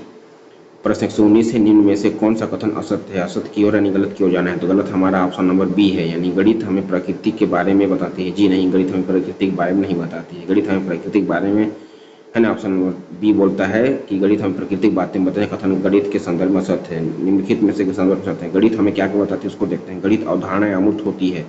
गणित अवधारणाओं की क्रमबद्ध श्रृंखला होती है। गणित अवधारणाओं में तार्किक संबंध होते हैं। गणित अवधारणाएं प्रकृति में पदानुक्रमित होती है। गणितीय अवधारणाओं को पूर्व निर्धारित क्रम में पढ़ाया जाता है। गणितीय अवधारणाओं को पूर्व निर्धारित क्रम में पढ़ाया जाता है। ठीक है। प्रश्न 120 है, प्रश्न क्रमांक 120 है, गणितीय शिक्षा में कोमल क्या समझने के लिए उपयोगी है? तो कोमल समझने के लिए जो उपयोगी है, ऑप्शन नंबर ए और बी दोनों है ना। समृद्ध वर्गों के वक्र को और सममिति को, है ना। गणित शिक्षण में कोमल क्या समझने के लिए उपयोगी है? तो कोमल जो समझने के लिए उपयोगी है वो समृद्ध वर्गों के वक्र को समझने के लिए है और सममिति को भी समझने के लिए, यानी कि ए और बी दोनों सही है। यानी गणित शिक्षण में कोमल समृद्ध वर्गों के वक्र को तथा सममिति को समझने के लिए उपयोगी है। गणित की शिक्षा में कोमल बंद वक्रों के वर्गों और समरूपताओं को समझने के लिए भी उपयोगी होती है ना। कोमल को एक नजातीय गणितीय गतिविधि कहा जाता है। प्रश्न क्रमांक 121 देखेंगे हम। भाग पर्यावरण है। खरीफ फसल बोई जाती है। खरीफ फसल जो हम लोग बोलते हैं जून से सितंबर बोलते हैं, जिसको हमें धान भी बोला जाता है, यानी भारत। प्रश्न क्रमांक 121 का ऑप्शन नंबर ए है, यानी कि भारत में मुख्य रूप से 3 फसलें बोई जाती हैं, खरीफ, रबी और जायद। तो जिसमें खरीफ की फसल जून जुलाई में बोई जाती है और अक्टूबर नवंबर में काट ली जाती है। इसकी मुख्य फसल है धान, गन्ना, तिलहन, ज्वार, बाजरा, मक्का, अरहर, कपास, मूंगफली, मडुआ, रागी, तिल, सोयाबीन इत्यादि। प्रश्न 122 है, पारिस्थितिकी तंत्र में ऊर्जा के प्रवाह से संबंधित 10% का नियम किसने दिया था? तो 10% का जो नियम दिया था वो लिग्माइट ने दिया था। 10% का जो नियम दिया था वो लिग्माइट ने दिया था, 10% नियम लिग्मांड ने दिया था। पारिस्थितिक तंत्र में ऊर्जा के प्रवाह संबंधित 10% नियम जो है रेमंड लिग्मांड ने 1942 में दिया था। उन्होंने बताया कि प्रत्येक उत्तरोत्तर पोषण स्तर पर निम्न से उच्च पोषण स्तर की ऊर्जा का केवल 10% स्थानांतरण ही होता है। इसलिए रेमंड लिग्मांड ने 10% का नियम प्रतिपादित कर दिया। प्रश्न 123 से वृक्क संबंधित है। वृक्क संबंधित क्या है? तो वृक्क संबंधित क्या है? वो उत्सर्जन तंत्र है नहीं। प्रश्न क्रमांक 123 का सी है, मनुष्य में वृक्क उत्सर्जन प्रणाली के मुख्य अंग से एक है, यानी कि वृक्क का कार्य रक्त को छानना और अपशिष्ट विषाक्त पदार्थों को बाहर निकालना होता है। यानी कि किडनी जानते हैं हम लोग, सेम के बीच के आकार का होता है। दो ठो लगे होते हैं, झूले होते हैं लंग्स के बगल में, ठीक है नहीं। अब हम आगे बढ़ते हैं। प्रश्न 124 से पर्यावरण के अंतर्गत आते हैं। पर्यावरण के अंतर्गत कौन कौन से आते हैं? तो पेड़ पौधे और जंतु आते हैं। पर्यावरण के विभिन्न घटकों के मध्य अंतःक्रियाएं भी आती हैं। है नहीं। पर्यावरण का संरक्षण है उपरोक्त सभी, उपरोक्त पेड़ पौधों और जंतु तथा पर्यावरण के विभिन्न घटकों के मध्य अंतःक्रिया पर्यावरण का संरक्षण आदि पर्यावरण के अंतर्गत आते हैं, इसलिए ऑप्शन नंबर बी सही होगा, लेकिन यहाँ पर ऑप्शन नंबर डी होना चाहिए। ठीक है, प्रश्न 125 से निम्न में से कौन सी विधि पर्यावरण अध्ययन पढ़ाने की विधि का अपवाद है? अपवाद की बात कर रहा है यानी गलत की बात कर रहा है। व्याख्यान से समझना, पर्यावरण को व्याख्यान से समझना ही अपवाद है, गलत है। और है नहीं, यही इसी को पूछ रहा था। पर्यावरण अध्ययन को पढ़ाने का लक्ष्य छात्रों के बीच रटने की क्षमता को कम करना है, इसलिए केवल व्याख्यान के माध्यम से समझाना पर्यावरण अध्ययन पढ़ाने की विधि का अपवाद है नहीं। पर्यावरण सिर्फ रटना और व्याख्या से नहीं पर्यावरण पढ़ाया जा सकता है, इसलिए गलत का गलत ही उत्तर होगा, है नहीं। प्रश्न 126 से गर्मी के दिनों में गंदे जल वाले तालाब की मछलियां मरकर तैरने का कारण निम्न में से क्या है? तो इसका जो निम्न में से क्या है तो है प्रश्न क्रमांक सी है, तालाब के पानी में ऑक्सीजन की मात्रा में कमी हो जाती है। गर्मी के जो तालाब होता है पानी में ऑक्सीजन की मात्रा कम हो जाती है, इसलिए मछलियां मर के तैरने लग जाते हैं, है नहीं। तो गर्मी के दिनों में गंदे जल वाले तालाबों की मछलियां मरकर तैरने का कारण है तालाब के पानी में ऑक्सीजन की मात्रा में कमी से है। प्रश्न क्रमांक 127 देखेंगे हम, शराब के अत्यधिक सेवन से होने वाली बीमारी क्या है? तो शराब के अत्यधिक सेवन से जो होने वाली बीमारी है वो यकृत शोथ यानी हेपेटाइटिस होता है। शराब के अत्यधिक सेवन से होने वाली बीमारी यकृत शोथ हेपेटाइटिस होता है। और सबसे ज़्यादा हमारे जो वो बॉडी का रिपेयर होता है, सबसे जल्दी वो विभाजन कर लिया जाता है कोशिकाओं का, वो हमारा है लीवर में।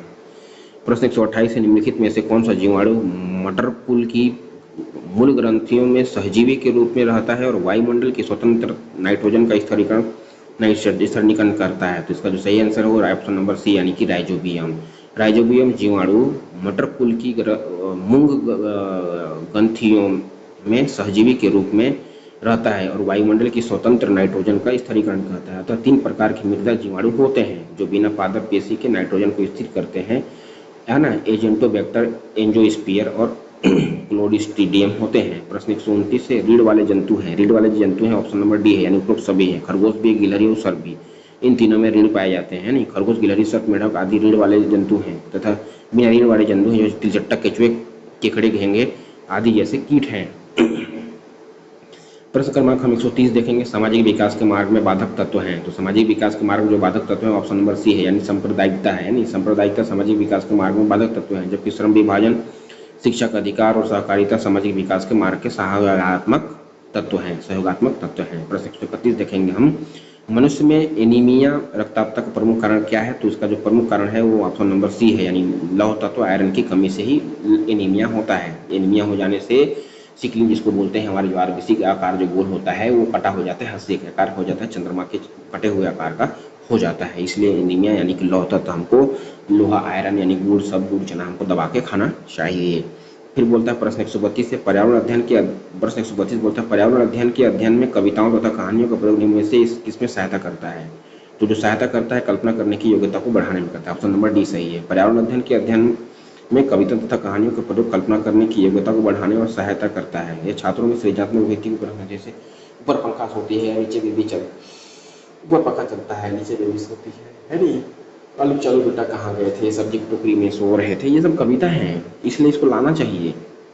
नींबू ने प्यार किया, धंस रहे थे, बैगन ने धक्का दिया, रो रहे थे, हैं ठीक है। लाला जी ने केला खाया, केला खा के मुंह बिच गया, तो केला है वो जो बचाने, बच्चे को समझाने के लिए बहुत अच्छा अध्ययन है, इसलिए सही बोल रहे हैं। कल्पना करने की योग्यता को बढ़ाने के लिए ही है कविता कहानी, पर्यावरण अध्ययन को पढ़ाने के लिए बच्चों को बहुत अच्छी अच्छी चीजें उदाहरण दीजिए।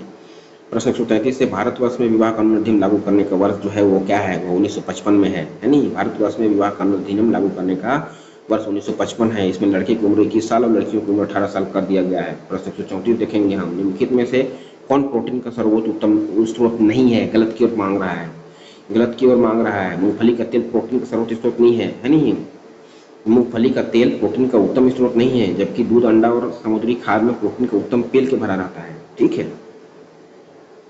प्रश्न क्रमांक 135 है, पर्यावरण अध्ययन के शिक्षकों को निम्नलिखित में से किस पर ध्यान देना चाहिए? किस पर ध्यान देना चाहिए? बच्चे के दृष्टिकोण पर ध्यान देना चाहिए, ऑप्शन नंबर ए सही है। क्यों देना चाहिए दृष्टिकोण बच्चे के? क्योंकि पर्यावरण अध्ययन के शिक्षकों को बच्चे के दृष्टिकोण पर ध्यान देना चाहिए। शिक्षक कला में जो भी विषय वस्तु पढ़ाता है उसका बालक पर क्या प्रभाव पड़ रहा है या बालक उससे कितना सीखता है, पाठ्य वस्तु के प्रति बालक का क्या दृष्टिकोण है, यह मुख्यतः बालक की सोच पर निर्भर करता है। इसकी जाँच और निरीक्षण शिक्षक द्वारा नियंत्रण की जानी चाहिए और ये सब जानने के बाद उसकी जो देखना चाहिए कि क्यों नहीं सीख पा रहा है, क्या मैं पढ़ाने में गलत हूँ, मुझे और कुछ नया टीचिंग मटेरियल चाहिए, या बच्चे को कुछ और पर्यावरण वातावरण चाहिए, बच्चा क्या चाहता है इसको आपको जानना होगा, इसी बात को यहाँ कह रहा है, ठीक है। प्रश्न 136 है, निम्नलिखित में से कौन वायुमंडल में ऑक्सीजन और कार्बन डाइऑक्साइड के बीच संतुलन में प्रमुख भूमिका निभाता है? अभी प्रमुख भूमिका की बात कर रहे हैं, कौन है ये? प्रकाश संश्लेषण है, सूर्य का प्रकाश है। ऑप्शन नंबर बी सही है। प्रकाश संश्लेषण वायुमंडल में ऑक्सीजन और कार्बन डाइऑक्साइड के बीच के संतुलन में प्रमुख भूमिका निभाता है। कैसे निभाता है बताइए? निभाता ये है कि जो सूर्य का प्रकाश जो आता है, पौधे जो है, हरे पौधे जो है हरे पत्ती के रूप में प्रकाश को अवशोषित करते हैं और कार्बन डाइऑक्साइड को अपने अंदर लेते हैं और बाहर ऑक्सीजन को निकालते हैं। और ये सब का जो फोटोसेंसिटिविटी वाला जो कार्य होता है प्रकाश संश्लेषण में ही हो पाता है, नाइट में नहीं होता है। इसलिए बहुत जरूरी है प्रकाश संश्लेषण। पौधा वो हम दोनों रहे तो उससे कोई फर्क नहीं पड़ता है। हम कार्बन डाइऑक्साइड निकालेंगे, पौधा ऑक्सीजन निकाल ही नहीं पाएगा, फिल्टर कर ही नहीं पाएगा जब तक उसको सूर्य का प्रकाश नहीं चाहिए। इसलिए इसको यहाँ पे लागू कर दिया गया है। ठीक है, ऑप्शन नंबर बी सही होगा। प्रकाश संश्लेषण सही होगा, संतुलन बनाए रखता है, इसलिए सूर्य का होना बहुत जरूरी है हमारे लिए। प्रश्न 137 देखेंगे हम। हमारे शरीर के लिए मुख्य संवेदक हैं। हमारे शरीर के मुख्यतः संवेदक हैं तो कौन कौन से हैं हमारे जो शरीर के? इंद्रियां, जिसको हम लोग बोलते हैं 5 इंद्रिय, है ना, 6 सेंस नहीं, 5 इंद्रियां जो बोलते हैं। ऑप्शन नंबर बी है। क्या क्या है देखते हैं। वे इंद्रियां जो संवेदी तंत्रिका तंत्र को आवेग भेजकर बाहरी उत्तेजनाओं में प्रतिक्रिया करते हैं, जिन्हें संवेदी अंग कहते हैं। मानव शरीर में मुख्यतः 5 संवेदी अंग होते हैं। स्पर्श करना, त्वचा छूना, त्वचा है से छू दिए स्पर्श तो ब्रेन को चला जाएगा, दिमाग पे कोई टच कर रहा है, क्या चढ़ गया मेरे हाथ पैर में, ऐसा होता है। कान है, श्रवण, सुन रहा है, सुनने के बाद तुरंत प्रतिक्रिया देगा दिमाग को, देख भाई तेरे बारे में ऐसा बोल रहा है, ऐसा बोल रहे हैं, इसलिए इसको लेते हैं। आँख है, आँख देख रहे हैं किसी चीज़ को, गलत चीज़ों को देख रहे हैं। हमेशा हमारा आँख जो है गलत चीज़ों के लिए ज़्यादा उत्साहित और ललायित रहता है। अच्छा चीज़ें नहीं देख पाता है, सहन नहीं कर पाता, तुरंत गुस्सा हो जाता है। गलत चीज़ें पूरा दिख रहा है, अच्छा लग रहा है, मजा आ रहा है, झगड़ा हो रहा है नहीं, आँख ऐसा कर लेता है। नाक है, सूंघने का काम करता है। अच्छा खुशबू आया है, थोड़ा 2 मिनट और रुक लेते हैं। फूलों की खुशबू अच्छा है, इत्र की खुशबू अच्छा है, अगरबत्ती की खुशबू अच्छा है, कोई गंध छोड़ दिया, दुर्गंध छोड़ दिया, एकदम नाक बंद कर लेंगे हैं। जीभ है, स्वाद अच्छा अच्छा खाने को खोजता है। तो क्या बना है पूछते हैं, खाना क्या बना है? अरे आलू भुजिया नहीं खाएंगे, पनीर बना है, चिकन बना है, दबा के खाओगे। यही इसी बात के लिए बात कर रहे हैं। इसलिए बात कर रहे हैं हमारे शरीर के कुछ मुख्य संवेदनशील अंग हैं, तो वो 5 हैं। वो कौन कौन से हैं? त्वचा, कान, आँख, नाक, जीभ, ये 5 हैं। ठीक है। प्रश्न 138 देखेंगे हम। किसान द्वारा फसल बोने से पूर्व खेत की जुताई किए जाने का निम्न कारण क्या है? तो उसका जो निम्न कारण है ऑप्शन नंबर बी है। मृदा के कणों के मध्य वायु के लिए स्थान बनाना, यानी नाइट्रोजन का स्थिरीकरण करना। एक बार जब खेत बंजर है, उसको जब फसल बुआई करेगा उससे कुछ दिन पहले उसको जोत देगा तो ऑक्सीजन जो है अंदर बाहर पूरा हो जाएगा उसके अंदर। ठीक है, वायु जो है अंदर चला जाएगा और बाहर निकल जाएगा, तो उससे क्या होगा, मिट्टी की उर्वरता बना रहेगा, फ्लुएंसी उसकी बनी रहेगी, है नहीं। इसलिए ऑप्शन नंबर बी को सही माना गया है। प्रश्न 139 है। प्रश्न क्रमांक 139 है कि पर्यावरण में होने वाले किस परिवर्तन के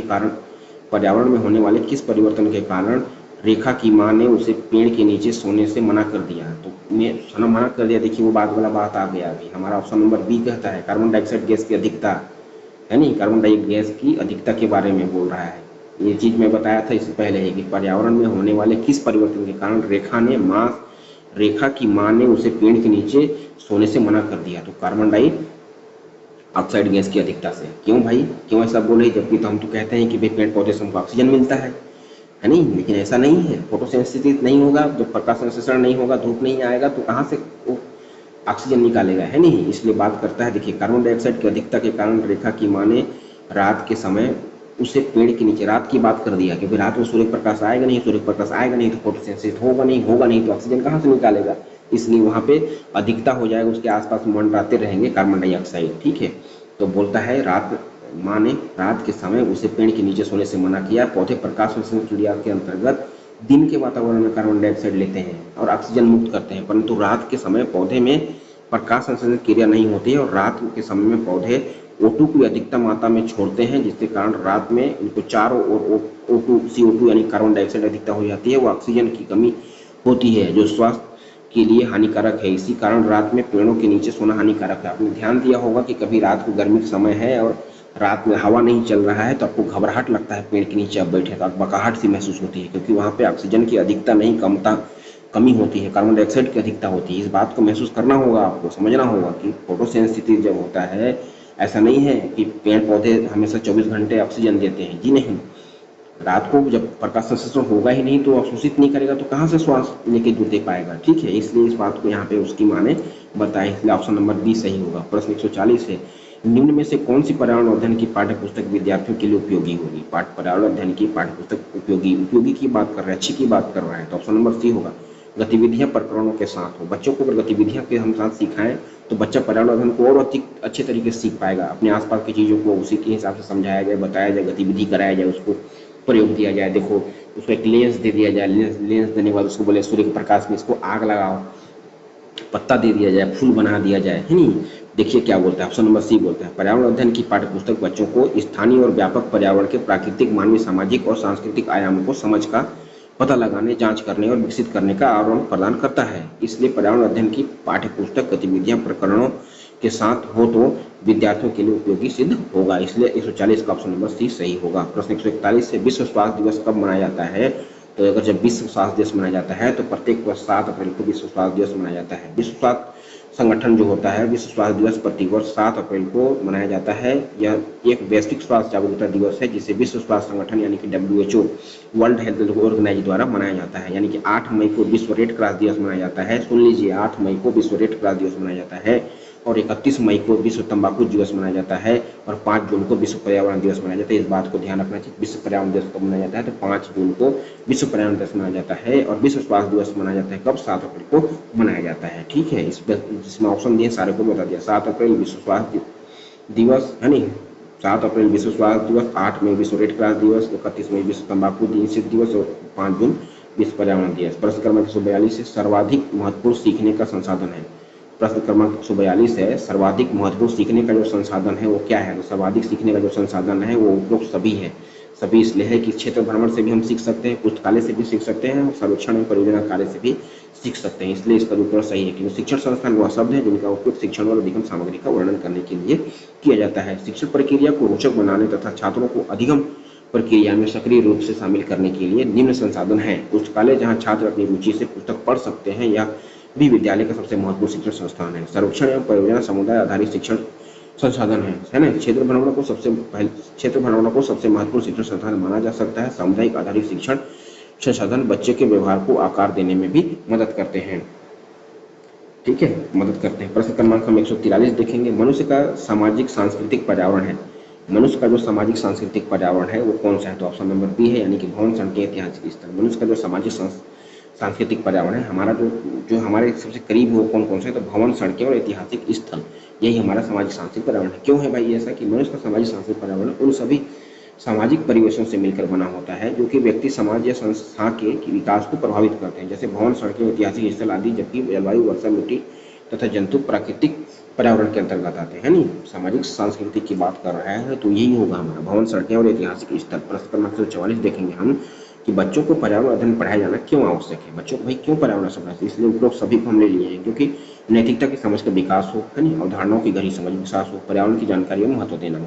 इन सभी बातों को लेकर हम लोग इसको बच्चों को ये पर्यावरण अध्ययन कराया जाना चाहिए, है ना। पर्यावरण अध्ययन भौतिक, रासायनिक, जैविक और सामाजिक प्रक्रियाओं के ज्ञान के माध्यम से वर्तमान पर्यावरणीय समस्याओं को समझने में मदद करता है।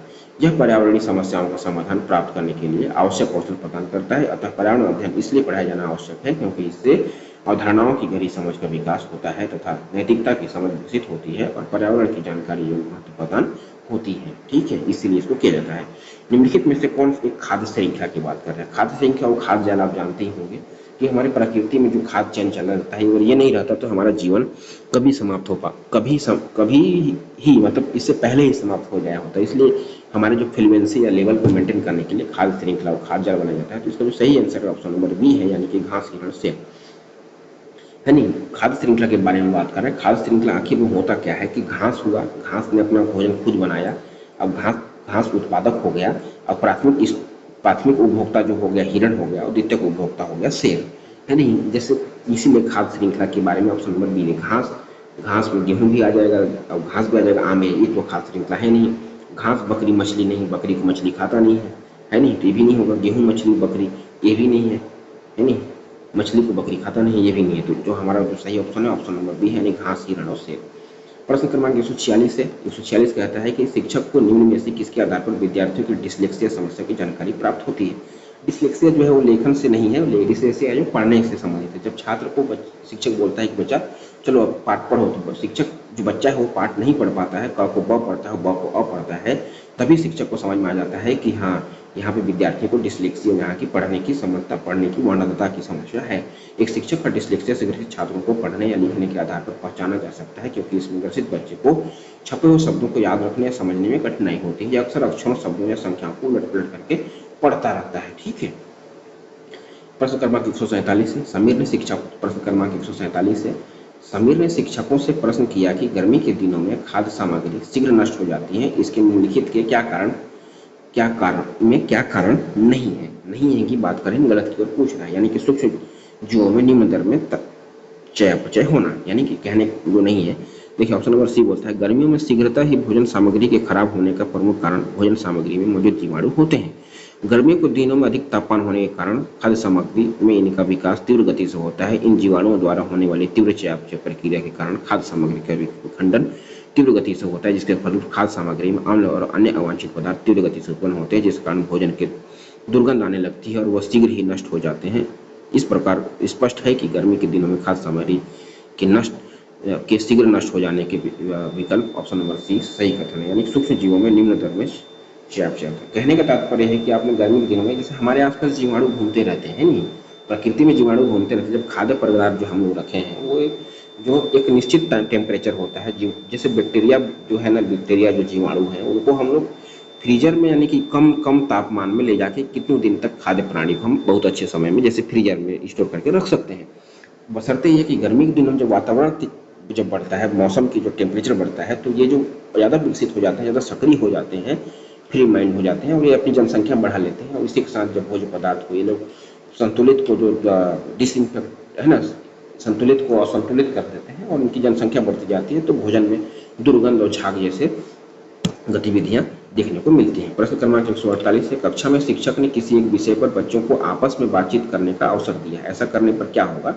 तो ऐसा करने पर यह होगा कि शिक्षक प्रक्रिया हो रही है। ऐसे करने से शिक्षण प्रक्रिया हो रही है, ऑप्शन नंबर सी सही है। पर्यावरण अध्ययन प्रारंभिक कक्षा में पढ़ाए जाने वाले सबसे महत्वपूर्ण विषय में से एक है। एक विषय बच्चों को समझने में मदद करता है कि चीजें कैसे कार्य करती है। अतः एक कक्षा में एक शिक्षक ने बच्चों को किसी एक विषय पर आपस में बातचीत करने का अवसर दिया। इस स्थिति में शिक्षक की प्रक्रिया हो रही है, जारी है, और इसे कक्षा चर्चा भी कहा जा सकता है। इसको हम समूह चर्चा भी कह सकते हैं, जिससे बच्चा अपने अंदर की जो भावनाओं को, अपने अंदर की शब्दावली को, अपने अंदर की समझ को, जो शब्द स्रोत है या फिर समझ है, उसको दूसरों को बताना, दूसरे व्यक्ति से। इसलिए समूह चर्चा है दे दिया है कि आपने टॉपिक दे दिया है कि इसमें आप लोग बात करिए कि हमारे भारत में आखिर ये जो क्या बोलते हैं मृदा है वो कैसे, किसी का लाल है, किसी का पीला है, घास कैसे उत्पन्न होता है ना, गाय घास को खाता है, कैसे खाता है नहीं, इन सब चीज़ों पे बातचीत करने के लिए बोल दिया। प्रश्न क्रमांक हम देखेंगे 149, यानी कि रेशेदार अपस्थानिक जड़ें किसमें पाई जाती हैं? तो जड़ें की बात कर रहा है, तो रेशेदार जो अपस्थानिक जड़ें हैं ऑप्शन नंबर सी है, यानी गन्ना, मक्का एवं बांस में पाई जाती है ना। ऑप्शन नंबर सी, रेशेदार अपस्थानिक जड़ें गन्ना, जन्ना एवं बांस में पाई जाती है।